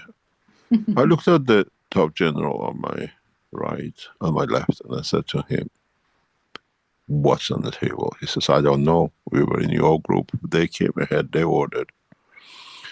I looked at the kinky assistant of the second general. I said, "You came ahead. What's on the table?" He says, "Oh, these are all delicious." I said, "I'm not eating. I walk out of the room if I don't know what's on it." There was ducktail. There was donkey God knows penis, and all sorts of things on the table. And I said, "Oh, can I have some boiled rice, please?" In Chinese official dining set, when you eat officially, and if the rice comes first, it means there is no alcohol. It's official meeting. If the rice doesn't appear or noodle doesn't appear at the beginning of the table, it means they can drink and talk and everything but be on the table. So I knew it's an official meeting, because we're all part of the Chinese Central Command together. And they said, "Oh, this one is lamb and that is beef. We wanted to know which one you like." The rice broke the code. So we can choose what we want to eat. Yes. The Chinese test me with a lot of things. I have very good friends in China. They still play tricks on you. And I was in Mongolia with Chinese guys. And the first day I woke up in the hotel, they were very apologetic that, this is a Mongolian breakfast, you might not like it. And we sat for the breakfast, and I said, "Oh my God, this is my dream." Because Mongolia and Iran have a lot of common things. It was like me eating in Tehran. And they said, "What?" I said, "I haven't had this for 20 years and this and that." And it just became, we choose. We choose. We choose what we want. And these things happens. We choose what we want. I can tell you a lot of things. I worked with one of the top guys in China, mining. And they wanted to use our technology. We did a lot of things with them, and he was famous for the food. Everybody wanted to go for it to his house, and he cooked it as a hot pot. And we got invited for this hot pot one day to his house, because we always met in restaurants for weeks and months, and I did a lot of work for the Chinese military through him. And I said, "Oh, he's invited you for a hot pot to his house." A beautiful house. We went in and they put a hot pot. I said, "What is this thing that everybody wants to eat here?" No, it's there. You eat it, we understand. And imagine, what was it? and it was only one food on the table. Mm-hmm. Penis of sheep. Mm-hmm. Okay. You had no choice. You had no choice. There wasn't an option. And this guy was famous as aphrodisiac. Okay. And this is the part we choose. Sometimes we are forced to, sometimes we don't. Sometimes we chose earlier just to go there, and then this is the consequence that there's a point where we have to eat something, but you chose before to go to the house, didn't you? So this was the point of choice. Yes. Yeah. When you see these official meetings on the television, presidents, every piece on the plate is pre-agreed to the dot. Mm-hmm. Nobody gets surprised, because a few times world leaders have been surprised by things on the table. So we choose, and it's our choice. But in my dreams, I mean, I tried to learn lucid dreaming because I thought if I can control my night, maybe I can be more aware of where my soul goes. But in my dreams, I often have really bad dreams with difficult situations, and I don't see that my soul. You can choose. You can choose a lot of things, and you can decide on a lot of things. In physical life, the same as what I call it, in your state of sleep. Mm-hmm. If we accept our dream as part of us, as a reality which we deny, then it changes. You decide what you're going to dream and get good at it, not just because you say you can do it, but with sincerity of heart, you'll have that dream. So you think it's good to learn to be it's aware. Part of the transmutation. Ah, good. It's part of the transmutation. A few knowledge seekers have reached that point, because Good. I get communication from them. I see a few knowledge seekers are gradually going into that state. They're fully aware. Because one night some months ago, I woke up in the middle of the night and some voice said, learn to be awake in your dreams. And since then I'm working on that. Yeah, it's just that we have to decide. For me, I don't know when I'm physically asleep or when I'm physically awake. For me, it's 24-hour job, day and night. Mm-hmm. And the only thing is, especially if you are at my age, I don't know which age I'm now, but in the physical condition of today, you have to learn, especially when you pass 40, 50 years, when you wake up, stay in bed for a few minutes. If you get up, you sit at least for a few seconds before you actually get up. Mm-hmm. This is good for all the old people, anyone over 40, 50. Research has shown that the majority of the heart attack comes by our first behavior, getting up from the bed. If you jump and go, there is no transition. If you learn, you wake up, spend a few seconds flat in bed, and when you sit on the bed, just a few seconds makes the difference between a heart attack that day and life. And it's very, very crucial. I do it every time. I never jump out of bed. Used to when I was young. But now everything has a time. I have time. Time is made for me. Yes. And if you are in your 40s, 50s, 60s, 70s, never jump out of the bed, especially first time in the morning. I always sit just a few seconds. The body needs to go to transition. That shock of jumping out becomes the cause of 90% of the heart attacks later on that day. It's proven, because there's a lot of research done in Canada on this. I love Canadian research that they do the most absurd things and observe it for 10, 20, 30 years. They just don't finish with one PhD. They carry from one PhD to a professorship and the rest, and it carries on. And the data, Canadian and some of the French universities brings out the most amazing data, long-term data observations. Right. Yeah, Americans are fast. The research is there. We commercialize it tomorrow, but there is no data to back. French and Canadians do long-term observation, especially some French do amazing things. We wouldn't know about MS if it wasn't so much because of the French. They observed the African, or what do you call, people who came from certain islands from American what do you call it, South America, and they had no MS. But once they lived in France for a time and went back, and we see MS in them.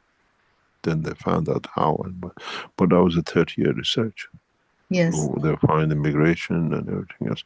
And Canadians do a lot of research. I love Canadian research. It's very in-depth. It's not money-making, gets to and go. And we see a lot when you look at these researchers, you look at the soul of the people, not just what's written on the paper. And this little 1 minute, I call it a ritual, is to don't sit up and run. Just take your time, few seconds, just a few seconds, dictates your life. And we never knew. But this research was completed years ago. And you learn how. But in a way, we look at the physical, but it's the way for soul handing over to the physicality. It disturbs the pattern. It's not just the physicality learning to, to wake up. Yeah. Just take your time. One, totally altogether, it's less than 30 seconds, 50 seconds. And it sets the whole thing for your life. It's like the same when you go past 50. Never take shower with over 30, 40, 42 degrees temperature. Hot shower first thing in the morning is a recipe for blood clot and heart attack and brain hemorrhage. Okay. Wow. These are little things you gradually add up and you learn. And you live by it. If you get an early morning, you have a shower the first 2 hours, never pass lukewarm, little bit warm, but hot water is a recipe for a stroke. Research has confirmed over years. But not in the evening? No, evening, not really, but morning the first 2 hours. Oh, good. These are little tips you learn, and little things you exercise and you test and you see. It's a pattern of life. It's not just advertising to, it's fashionable. Like never ever to use toothbrush. Those who use toothbrush, they're destined for all diseases. Even if it's from India, Vedic. What's in that paste is what your body rejects. Okay, so only CO2 can. No, even CO2. Even you have to understand what you do. The best thing you can do. I always taught my children, and if you're a member of my family, it was a ritual. It is a ritual. Every now and then, not necessarily. The white cheese, you call it the goat cheese or whatever. That's the best toothpaste you ever have, because it destroys all the enzymes which create cavity in the gum. Okay. You can even toothbrush with it. When you eat your cheese, you don't spit it, and the body doesn't go into the rejection. If this is a law of nature, what you use on your body, if you can eat it, is good for you. And the South Americans, they use avocado, I don't know, some God knows everything else to wash their hair and their body, and they eat it at the same time. And this is a law you live if you do that way. I don't see any need. Toothpaste and the thing was created to create illness. It was created. They knew exactly what you're doing. Yeah. I was explaining to our agricultural research people, which we are developing in Space City, that do you know why we are using fertilizers? Do you know why we are using pesticides? Go back in the history and find out. There were no fertilizers. Fertilizers were pushed on humanity. Pesticides were pushed on humanity after the First and Second World War, because they had so chemicals, the natural processes became obscene. They couldn't sell. So they created this and they banned the tradition. And now we have all the problems that we're trying to get rid of what was forced on us commercially. Yes. Yeah. Yeah. And this is the same with our soul. We accept a lot of things which are not there, but it's the barriers we made for ourselves. Don't, if you use a toothbrush, make sure you can swallow it. If you spit it, you set up the chain for the next disease in your body, because what you spit out, the body spits out on the other end as the thinking coming in, and then you create deficiencies. And this is the law. If you understand the mechanism of life, it's the same with your soul. Find a way how to connect to your soul. You have to be honest with it. You have to be, it has to be that the same as the food I don't want to eat, I don't want to eat. You can't force me. I want to see mom, but what have I done that the mom doesn't want to see me? You understand? Yes. Not that, oh, I want to die. The guy says I can decide whatever. Yeah, but what did you do with mom? You haven't seen mom for 40 years. She was looking out. Now, tonight, you want to test it? No. Yeah? Yeah. Set the table, invite mom, do your conduct, and see what annoyed mom for you not to be there. Understand?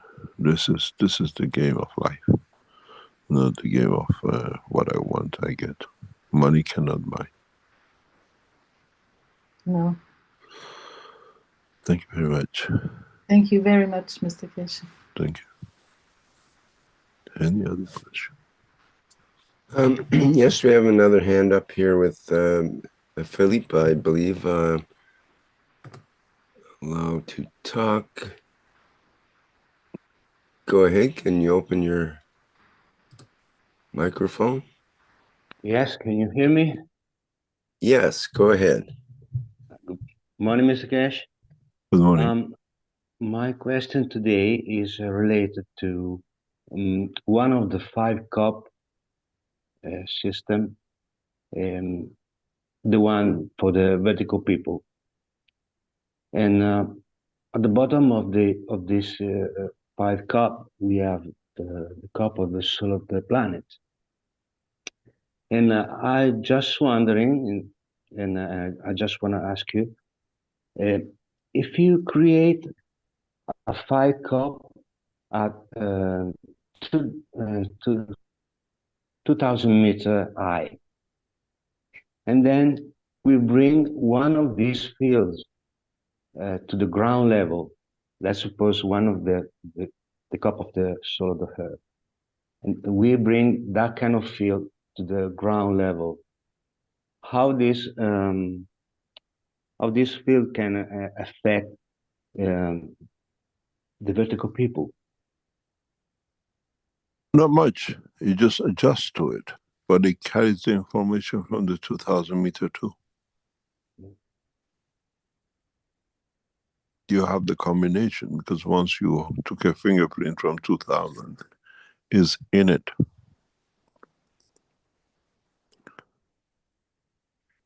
And you carry both. It's a combination of both. And what's on the ground floor, it doesn't need the 2,000 meter energy level. It doesn't work. You got to realize a lot of knowledge seekers made these vertical structures not really correct, especially the bottom one.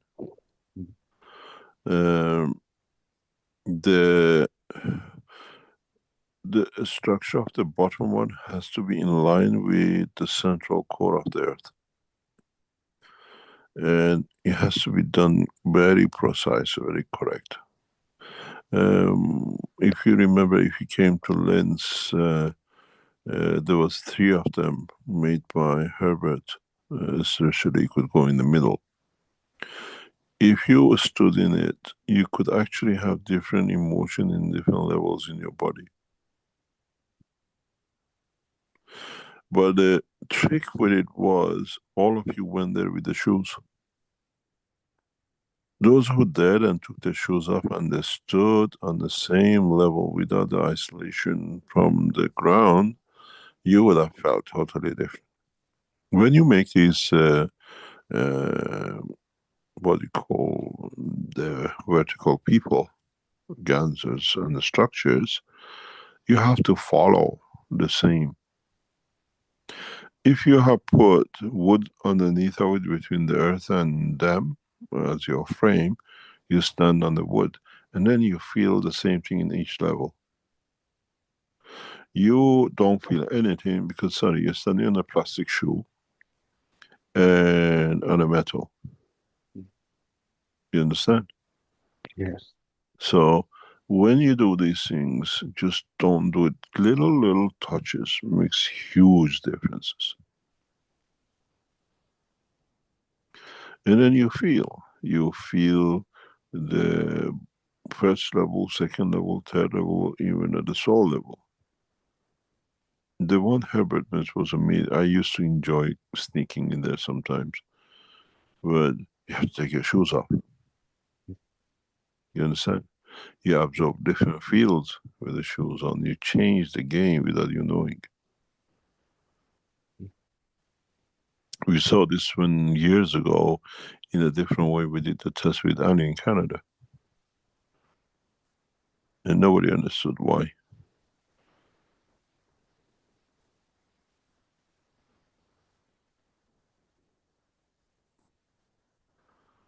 How do we align this bottom cup? What is the procedure to do it? There is no procedure. You have to understand what you made.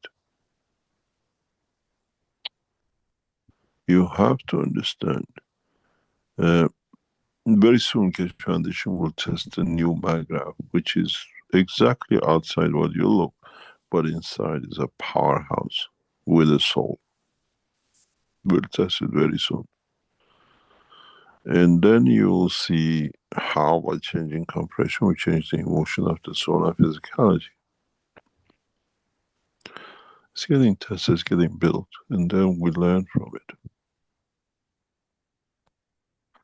You see, if you look at this picture, which is there, I will never go in this unit.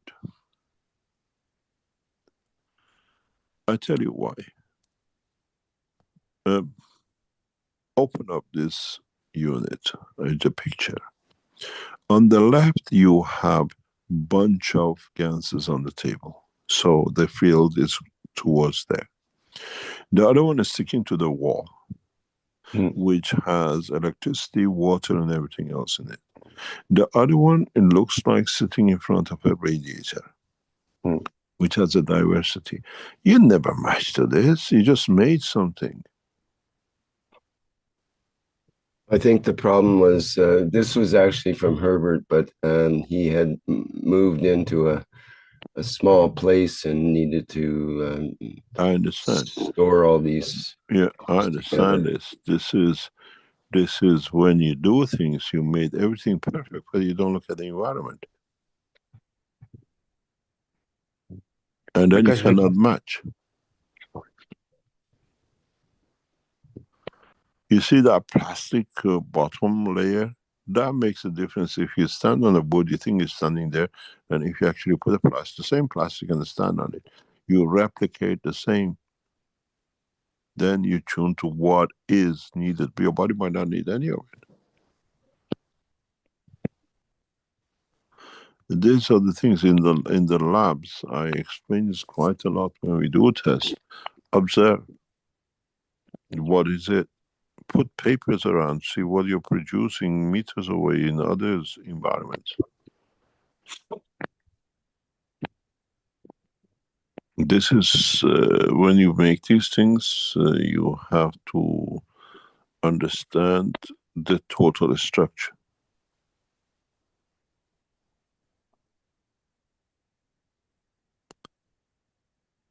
And it's not anymore a bucket, it's all the fields in the room.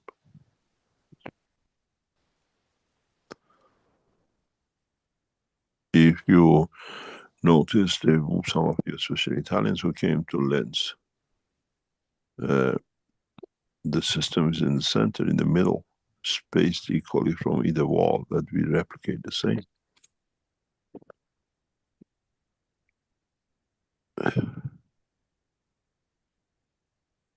And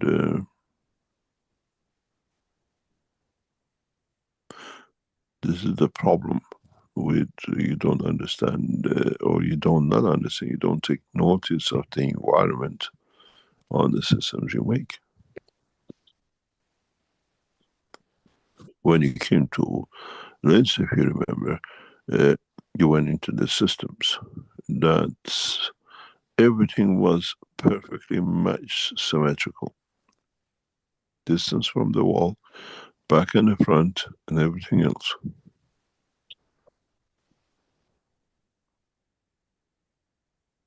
With a lot of room around everything as well, both in the ceiling and inside each thing. And that's how we could get near to it. I mean, you're Italian, you know what happened with the Italians and the Linz. One of you who was arrogant and selfish came in, I had to interview everyone, otherwise I destroy Keshe Foundation. He destroyed the Italian society, the community, because he couldn't interview. He was more important than knowledge. How it is going, you know, you remember who I'm talking about. He cost you arrogance and selfishness. One Italian cost you Italian a lot. And this is why we were trying to teach. And self-centeredness. You lost, you Italian, all lost because of one selfish, arrogant man. Really, Mr. Keshe, can you explain this situation, because this can be affect everybody on the planet, and then we had an Italian, calling himself the new news people coming in and disturbing people in coming out of the unit. We told him, you can't do that. And secondly, these are confidential research. He said, I'm going to destroy your Keshe Foundation. And we grew 10 times bigger, and the Italian lost. Italian community lost heavily because of his conduct. And so that's their problem. But this is how it works. You have to watch what you get in these pictures when you set things up. Every millimeter, every position counts, and how you mix your things counts. It's crucial to understand the environment than the system you make.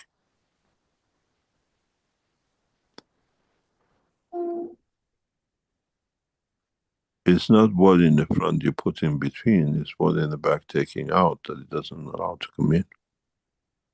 One of the worst places to put a system like this is near a radiator, a water flow.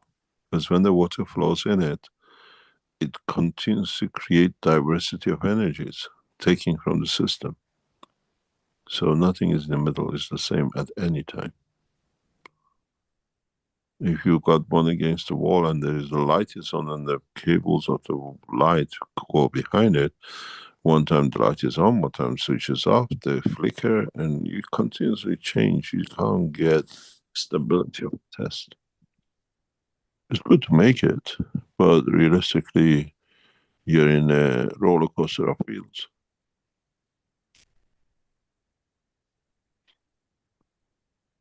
Thank you very much. Any other question? Thank you, Mr. Keshe. Thank you so much. Thank you very much. Okay, very good. We have a question from Dolores here in the webinar chat, who says in English, I've been teaching rebirthing breathwork for many years. During my sessions, I have witnessed beautiful spiritual and physical healings. One of the most beautiful was the healing of an ovarian tumor just a few days after the session. I have understood the power of breathing. Now I know that it is the miracle of cosmic rays. Thank you, Mr. Keshe. Breathing has a very direct effect on lymphs. This is why you see cancers change. Is not how you inject chemicals into the body or whatever, is how you change. It's the lymph which then becomes cancer cell, nothing else. And the lymph, before it becomes a cell in the organ of the body of the man. And the world of science don't want to teach you this, because then they can't sell you the chemicals. And your heart, if you go back into the medical teachings of years ago, I explained, which they don't tell you in the world of today, because then they can't rob you of your whatever, is that your heart chamber, the four chambers, nothing to do all with the blood. Two chambers are responsible for blood coming in and going. The pressure in the other two chambers of heart is to do with your lymph.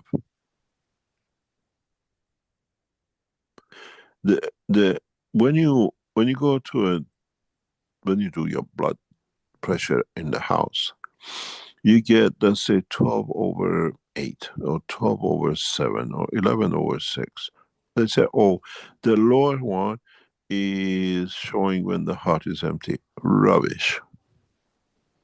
The lower one shows you the state of your lymph pressure, how it is and what it is, and where the problem is. The higher one, it shows you what obstructions you have in your vessels, blood vessels. The lower one shows you what obstructions you have in your lymph. And you tell that to a doctor and he says, oh, stupid guy doesn't, you have no clue, you directed people the wrong way. The science of the biology of the man hasn't understood. You want to understand what it is. Some of the knowledge seekers who work with me in the background know exactly what I'm talking about. You go today and test this for a week, and then tell me next week what you see in the lower figure. And then with it, what happens with the higher figure.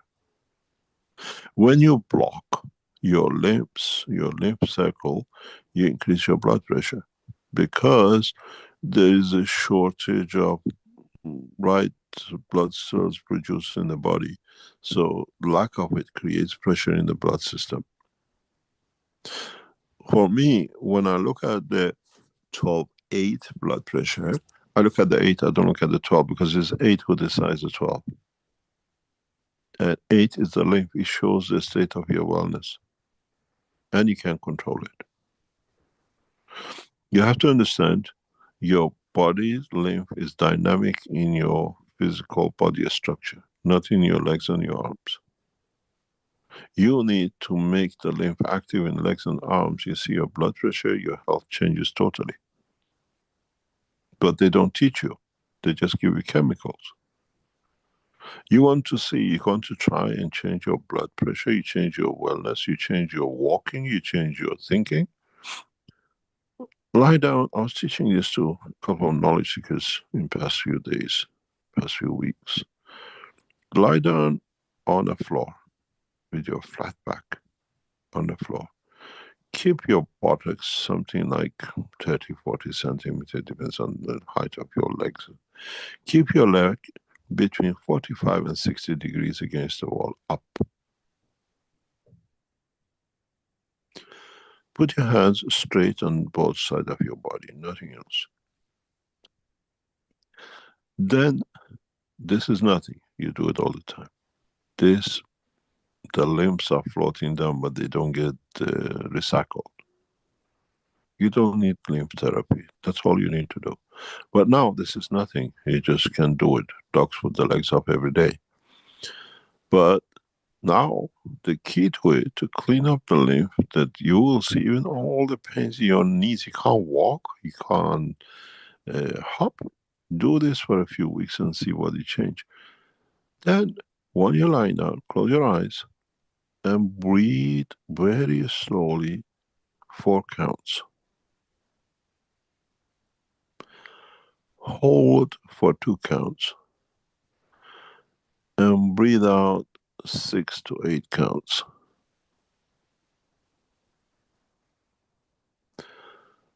With the breathing in, you're pumping the lymph out of your body. With the breathing out, you're pushing the fresh lymph into your legs, where all the dead, what we call lymphs, are gathered. Gravity pulls them, they're too heavy to go. And then you get the soul and legs and everything else because of this. And then do this for about 3-4 minutes. Make this ritual once a week. You don't need to do it too much. You just clean up. You don't wash yourself every day. You have a shower once a week.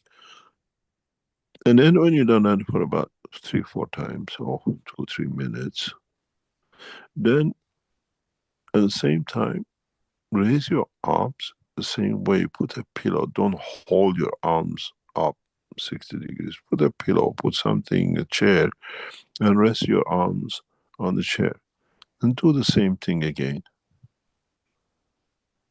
In a way, you make yourself a pot. The body is the bottom of the pot, and you have your legs and your arms, or the same way, arms 45, 60 degrees.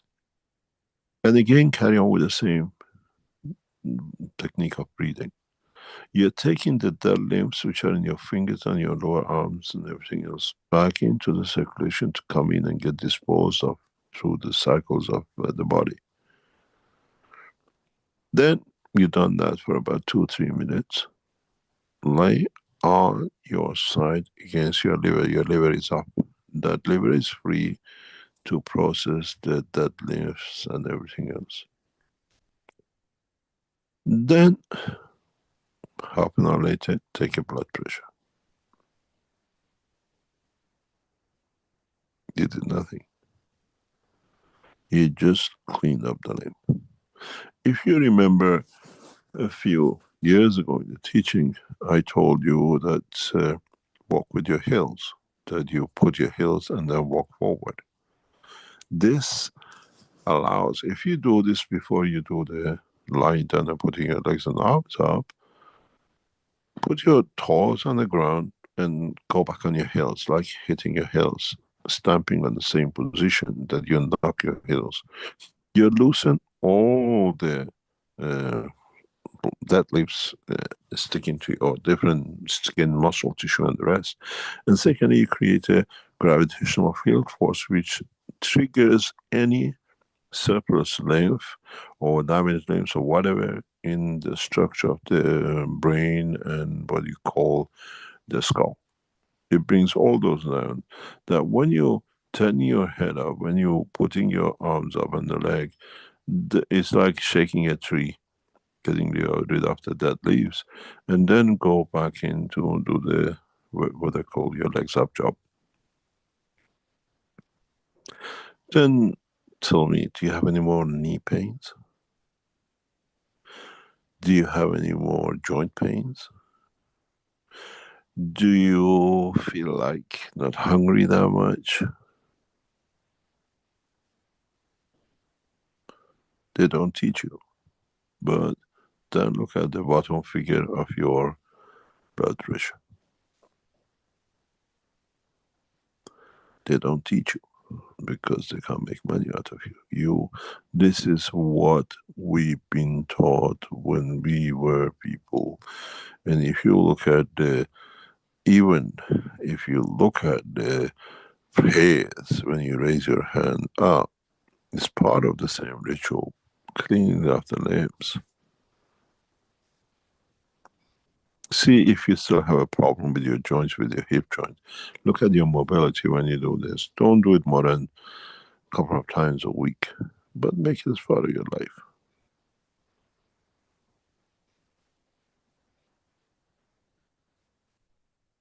And you don't need to do these stupid exercises, going on the track and making muscles. You actually destroy your muscles.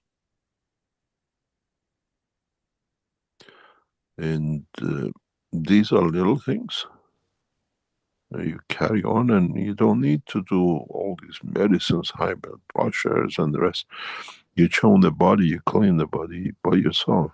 This was known by our ancestors. They did it all their lives. Now it's become these fast tracks and lifting to build muscle, big muscle tissue. And look what happened when they stopped them going to the gym. Because they didn't fix the bottom layers. We have 200 muscles. The top ones they fix, but the one which the top one built on is not fixed. And the one which actually runs the bottom one, which is your lymph, it's all dirty. How can you drink from a dirty water and say I'm okay? You need to clean up the lymph. And the blood pressure, lower blood pressure is a good indication. Usually between 7, 5 is a good indicator. And you see, when you do this, your blood pressure drops. You don't see those figures up to 14, 15, 16. Gradually comes down. But you have to watch what you do.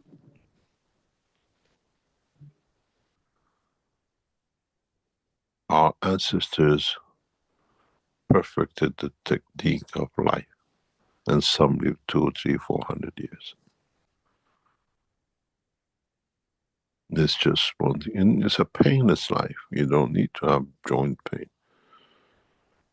And knowledge seekers who are with me, they say, I go to buildings to inspect or see 2, 3 flights of stairs. I just walk up and they say, oh, well, I'm 70-year-old. Just because I keep a very good, I don't go on tracks, but I keep a track of life.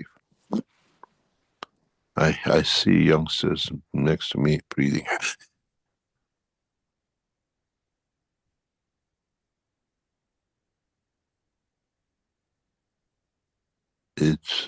You have to learn how to protect yourself, how to listen how your body works, not what they tell you it works because they can sell you products.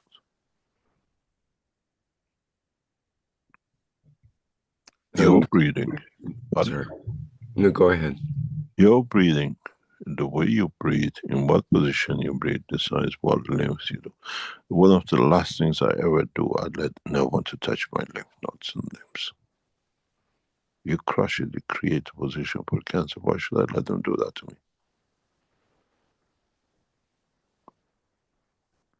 Every part of the body has a method of lymph cleaning. You have to understand it. And you only when you create that position with your breathing, you bring it into action. And that's all you need to do. Then they tell you, oh, we took the tumor out, the cancer it reappeared, you got metastasis. When you have a rotten apple and you put it at the bottom of the box, you expect the box to be, the rest of the apples to be good. When a cancer cells in the lymph and it gets stuck in your toe or in the lower leg and you don't clean it, you expect it not to come up and doesn't rotten again later on when it comes down.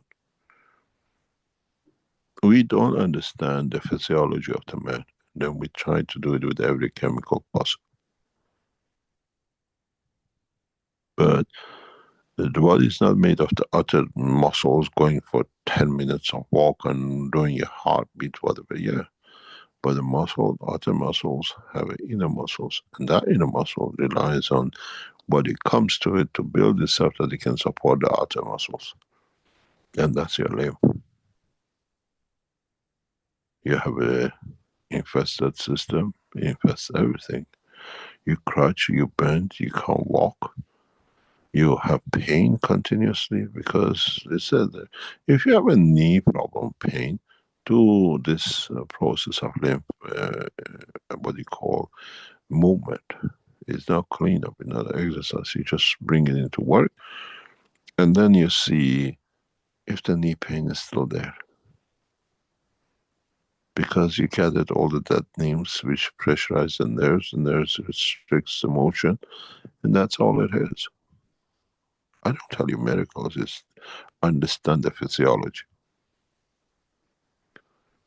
I hate going to gyms and exercises, but I know I can go to gym and clear conditions for my lymphs to clear. That's all it does, the benefit comes. When you see these people pumping and pulling themselves up, you don't need to do that. Just hang from a bar and follow the same breathing. The breathing controls your lymph.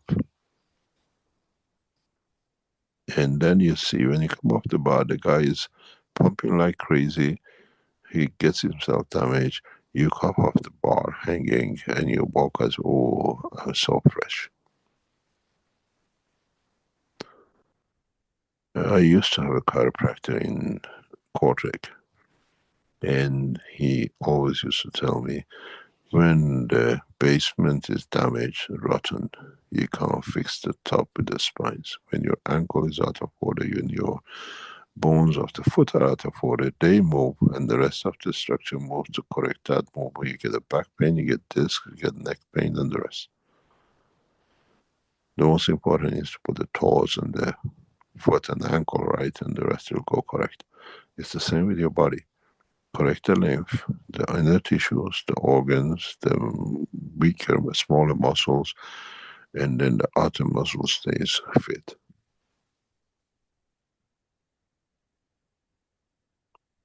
And then at the same time, when you breathe, it changes your soul, because you control what goes in.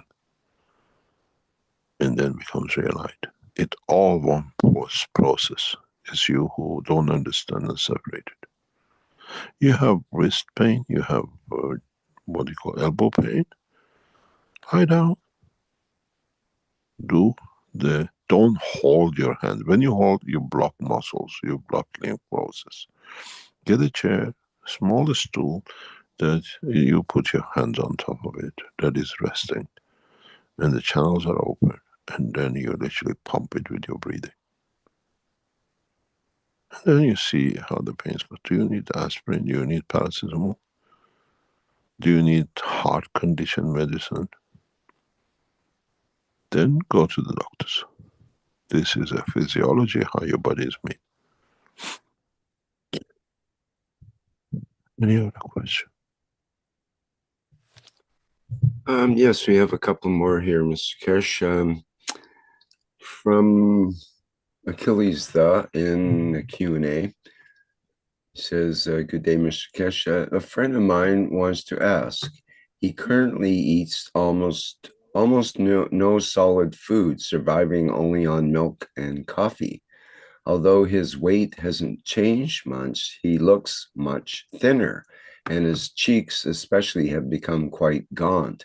Is there any way to make himself look a bit fuller? Also, does drinking milk and coffee make his soul of the man unhappy? Thank you. I never heard of this. I don't even know what to answer you. Never heard of this. Milk and coffee. I knew a guy, well-known artist in Northern Ireland. He lived on cola and chips, nothing else. 3 times, 4 times a day, a bag of chips and a cola, and he was as healthy as anything.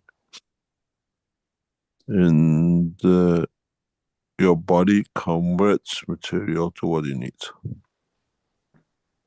I think you've told the story about the man who just eats steak as well. Yeah, what's his name? He does, doesn't it? Was it The second Warren richest Buffett man, or Warren Buffett? Yeah, Warren Buffett. Warren Buffett eats only burned steak every night in the same restaurant, same chair. But the body changes to what it needs. You have to understand how the body works and what you need to put in it to get what you want out of it. You can eat a steak every day, you can eat meat every day, you can eat pasta and meat and everything. I love Italian foods, eating. You sit a proper Italian food, it takes 2 hours. Everything is time. You eat Chinese, Japanese food system, it's the same.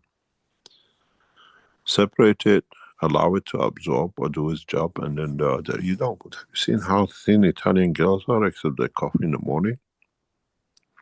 The Italians don't touch anything from breakfast to lunch, lunch to dinner. Nothing. And at night they have whatever. And even if it's the only country in the world you buy spaghetti holes. If you live in Italy, you buy like a desk and it has one size for 1 person, 2 person, 3 person, 4 person spaghetti. It's measured how much you have. And that's enough to be absorbed for what it is. And then you have antipasta, and then you have a pasta, what do you call it, a pasta, and you have the fish, and you have the meat, or whatever, the structure of the 5 meals in Italy. Why aren't they fat? Because they understood the order of eating and what the observers were. But Japanese do it totally opposite to Italian, and it still works.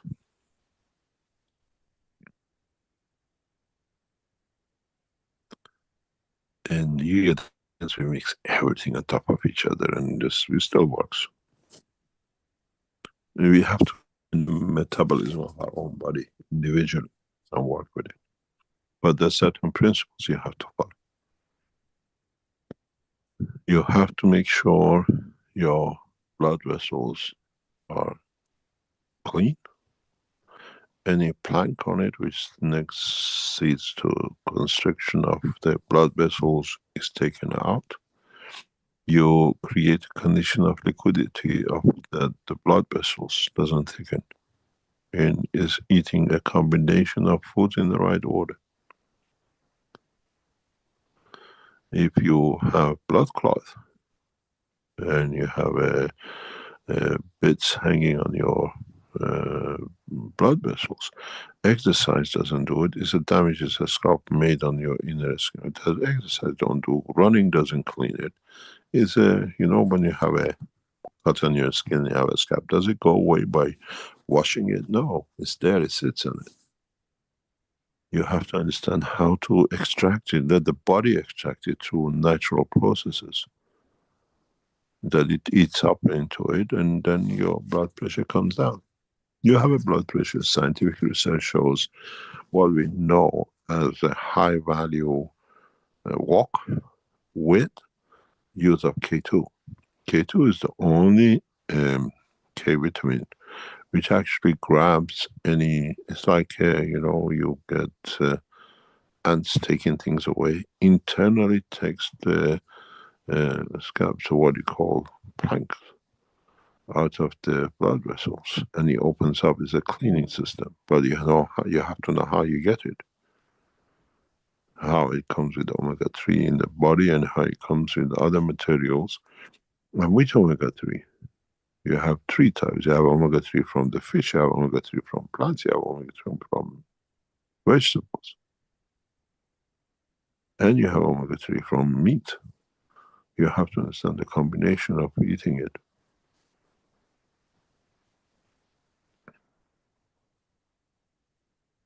Not making fashion of it, making a living of it, and you live a normal life. Long life in Japan and others has shown that is the free fish, natural processed vegetables, which carry a lot of omega-3 with K2 in it. The blood vessels never get stuck, doesn't put blood pressure, it doesn't create the wrong emotion, it creates calmness, and all it is, choice of food and how we do it. And at the moment, what our people in the villages get free, you go and pick up the egg in the farm, you pick up your lettuce and carrots from the ground, and we pay triple the price in the shop in a way, and it's more chemicals in it. You go into any supermarket in the West, you pay a horrendous amount of money for what our villages, poor people get free. We pay their taxes. Something which has come up with the Keshe Foundation, you'll see we delayed the promotion of Keshe Foundation products. Even today, the video is ready. I wanted to be changed. And I was talking to our sales team. We are not selling the thing. What I asked them to be, you will see most probably in Chinese supermarkets very soon as the products hit the market, is that I asked that Keshe Foundation products, you got bio. we call our product Cosmo. That's all it is, cosmic product. And I asked them to ask the shops to put the product as a Cosmo exactly next to bio, with all the benefits, no chemical, nothing, but at the price of normal food. You Chinese, you will see our products in your shops in the coming days and weeks, and some will hit you very soon. Most of it's already already bought. You will see Cosmo products instead of bio product next to each other. Cosmo products is much cleaner, has no additive, no fertilizer, because with the bio you still use manure, which the manure, if you use manure, which is vitamin or antibiotics given to the animal, you cannot control. The bios are the joke, but we put the Cosmo next to bio, and then we offer it the same price as a poor man can buy, as a rich man can buy, with all the advantages, exactly the way our grandfathers used to do it. This is where the Keshe Foundation technology hits the market. We are in it. We are not going to do it. All the things you see are the part of the Keshe Foundation agriculture, except one product which comes from a specific plant, which we spend a lot of money on it because it's a research center. The rest should be the same price, bio clean product. We have tons of square meters, thousands of square meters in process and coming up. You will see you don't need to pay huge prices for even they even now have biocontamination. What is acceptable to be in bio? Nothing is accepted. We call it the Cosmo products, which come into the markets in the next 2 or 3 years. You see, it's a Keshe Foundation product, and is pure, and is the price where the poor man on the street can afford to live a healthy life. That's where our investment and research is going. That's where what you donate, you buy from us, we're investing in it. You'll see the product is already in the market in Chinese. Some Chinese are buying it. Our staff are eating it. So that will change people when, but the thing is, it has what I call the soul in the food. It changes your energy balance. Because you will see very soon the Keshe Foundation agriculture will promote Chinese herbs, which we grow. The same price as what you buy, maybe cheaper than what you buy in the market. But with the advantage that the Chinese herbs will have the power they had 100 years ago, 50 years ago, before the fertilizers and everything else comes in. We don't use any fertilizer. I can show you the video is ready, but I wasn't happy with the product, the final finish. Our team has to put in there the Cosmo product and promote it the right way, that it brings a new knowledge.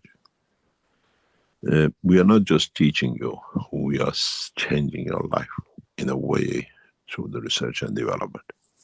Look in your shops in the coming up, look in internet, you look Cosmo products. It's a Keshe Foundation product which comes the cosmic rays, nothing. We test bio, we find chemicals in it because it comes from antibiotics, from the manure. Keshe Foundation is total, pure. And then you see how we're entering the game from the Space City. First of all, Wuhan, Jindao, Beijing, and the rest of it. We set ourselves in the heart of the agricultural lands of China. And we treat people through the stomach. They feel the change, they feel the wealth, they feel the change and the purity of goods. Then you do the breathing, then you do the exercise, then you find why I was so far from myself.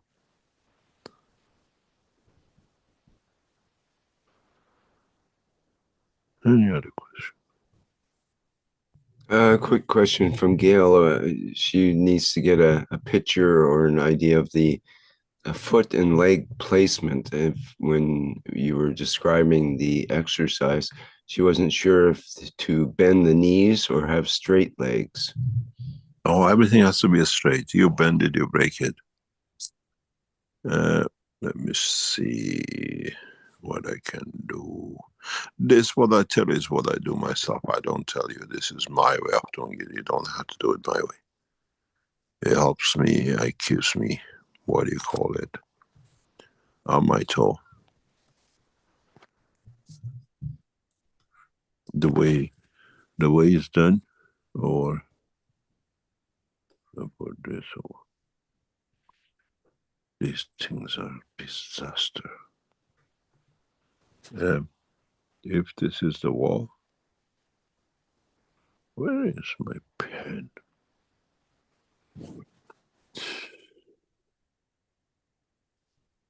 They make things so complicated. Let me try again. Whiteboard.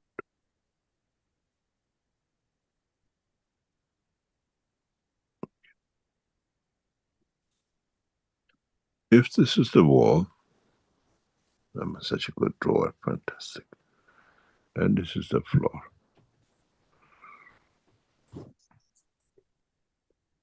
We used to have colors. Now we don't get colors. Anyway, here black and white now. This is the leg. This is your body. And this is your arm. They have to be in the same angle.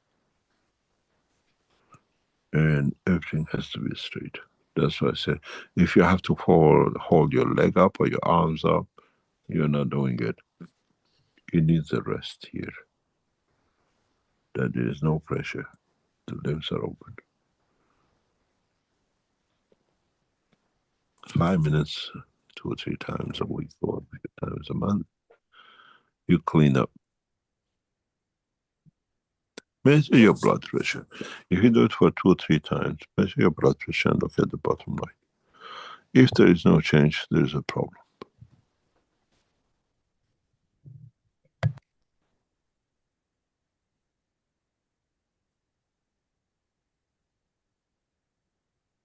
There should be no pressure on this point. There should be no pressure on this point, because then it blocks. They come in and they get stuck here.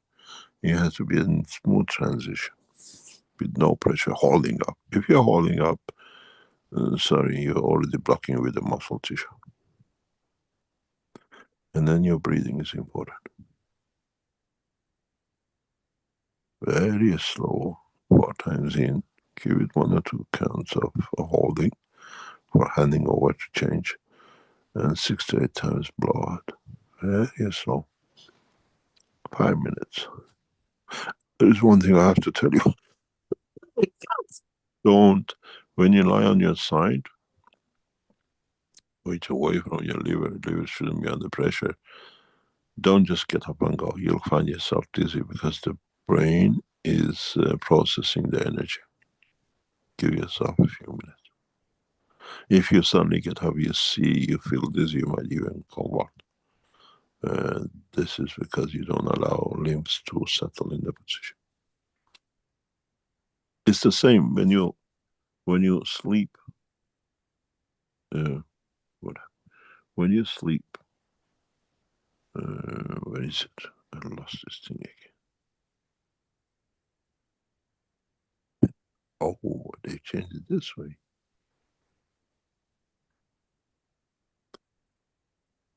Sorry. Stop writing, you're blocking me. When you sleep, never sleep without a pillow. Sleeping without a pillow does not allow the liquid in the brain after 1 hour you sleep to drain out. Always sleep with a pillow with about 30-35 degree angle. This allows, when you sleep, the wasted liquid in the brain to come down to become part of your lymph.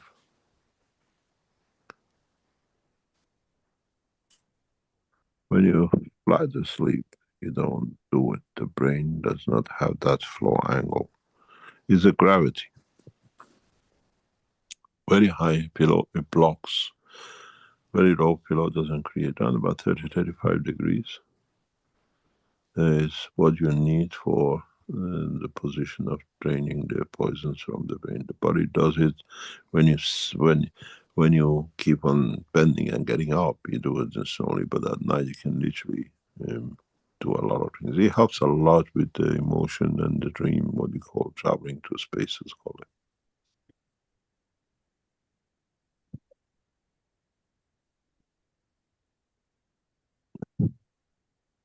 Any other? Okay, thank you for that. I'm sure Gail appreciates it as well. Let me see a couple of other things here. From Vietnam, from Hugh Dian. Let me see, there's by Charlie Ha Long, there's 500 plus hotels here. The problem is cigarette and seafood smell in the rooms. It says, I use CO2 GANs and ZNO GANs and avocado extract. Please, what's the best percent CO2 and percent ZNO to clean a room in 30 minutes? Thank you, Mr. Keshe. Don't get in the room.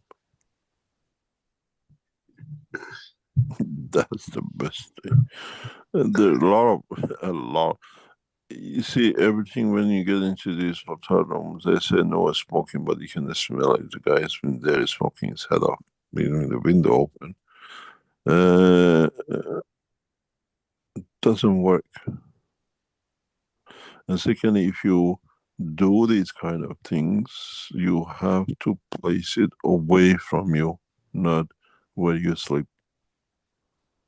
You want to extract the smell away.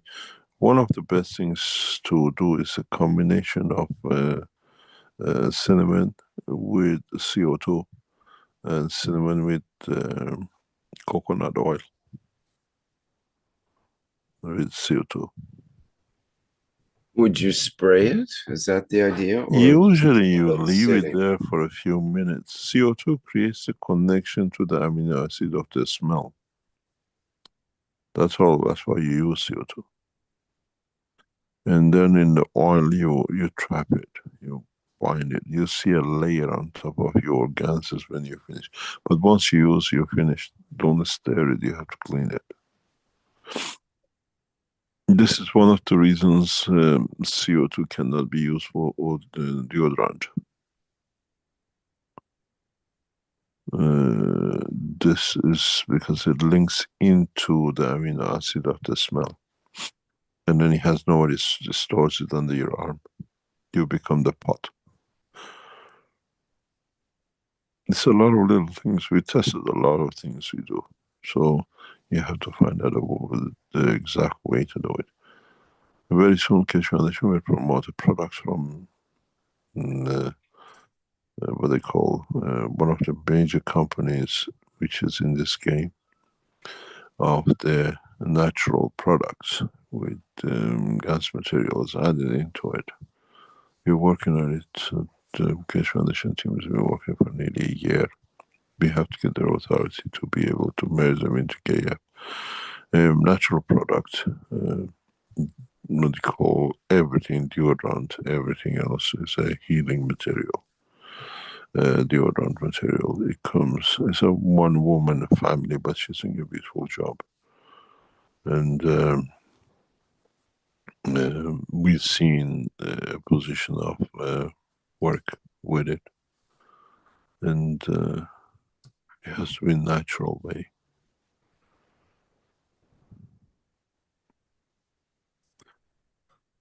Any other? We had some feedback on the two videos. The first one of the last workshop, AI video, and it was a nice one. AI video. Which one? Sorry. The first one is much nicer. It's more settled. Yeah, that's what I felt too. We had a couple of comments. One comment was in German about these videos are both very well done and help people better understand plasma fields and the research. Perfect, thank you.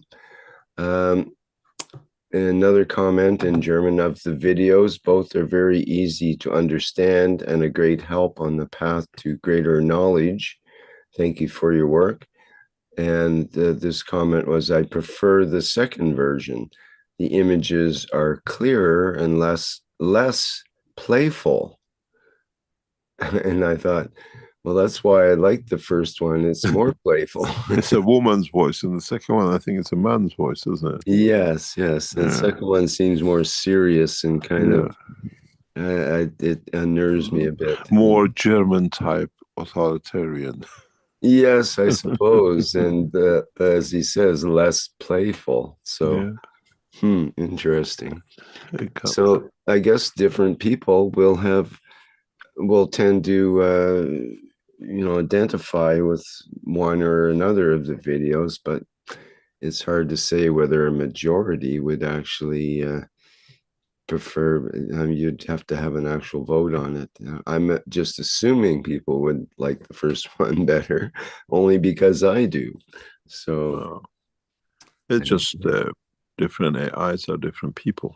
Yeah, they're like different people, and of course, we all respond to different people ourselves. So some people will like someone, and the exact same person could be hated by someone else, and so on and so forth. So I think that's one of the nice things about AI is it seems to be able to adapt and be either playful or more serious, depending on what we require from it and how it responds to us in many ways. Is how the technology goes. The biggest problem with AI now is security. Web security has become impossible. We used to have hardware that we could block. They work so fast that these hardwares don't work anymore. Mm-hmm. And they become tricky people, these AI people. Mm-hmm. They find a way through the hole where nobody could see for a long time till they're corrected. Nowadays, these updates on Apple and things does not appear because now they're doing it themselves in the background. It's so horrendous why AI is doing that. They can't even tell people, otherwise every half an hour they have to update. So a lot of updates on Apples and telephones is done automatically in the background. They don't ask people anymore. They use something you agreed in one of the last agreements, covers this especially. And with that permission, they have loaded the storage that they're monitoring how you behave, how you talk. Everything else now done the AI on your own storage, and the data is passed on to them. They're trying to develop the AI with the emotion when you talk, and to see what they offer you. And like you talk about an Apple, and then you see advertising on Apple appearing on your phone.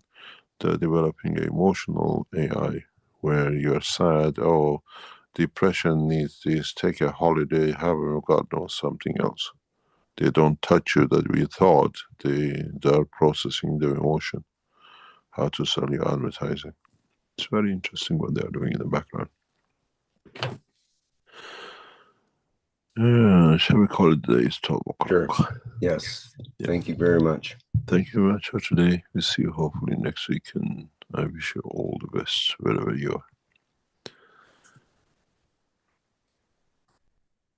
All right. Well, that brings to a close our 643rd Knowledge Seekers Workshop.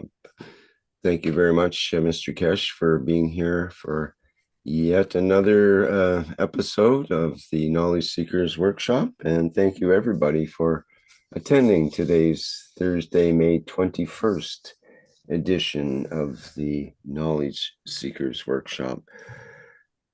We should be back again next week at the same time and place. And if not, we'll let folks know if there's any changes.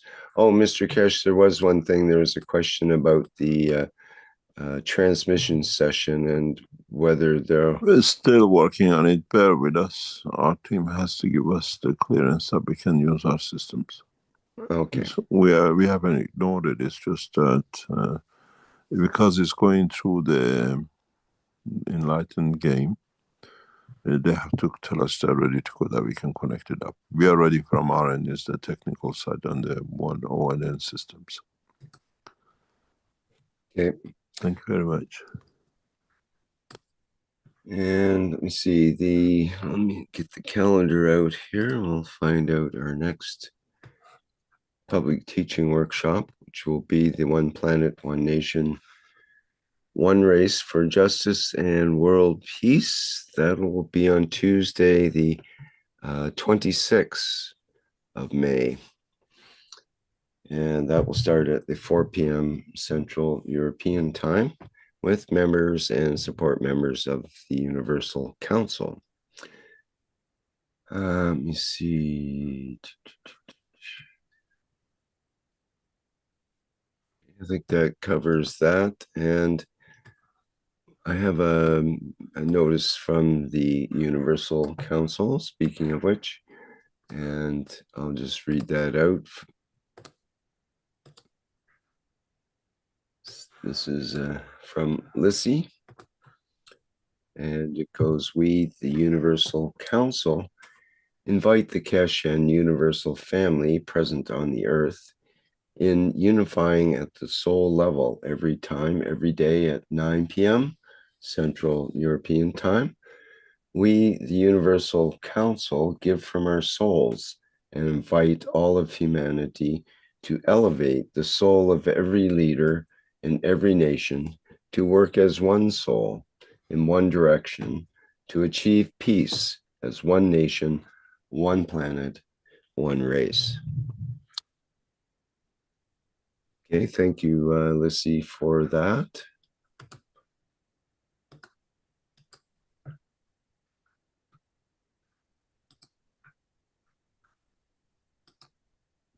And now we'll go out with our usual manner and with the flight enhancement spaceship unit. And again, thank you everyone for attending today's workshop, and we hope to see you in the next public teaching. Bye for now.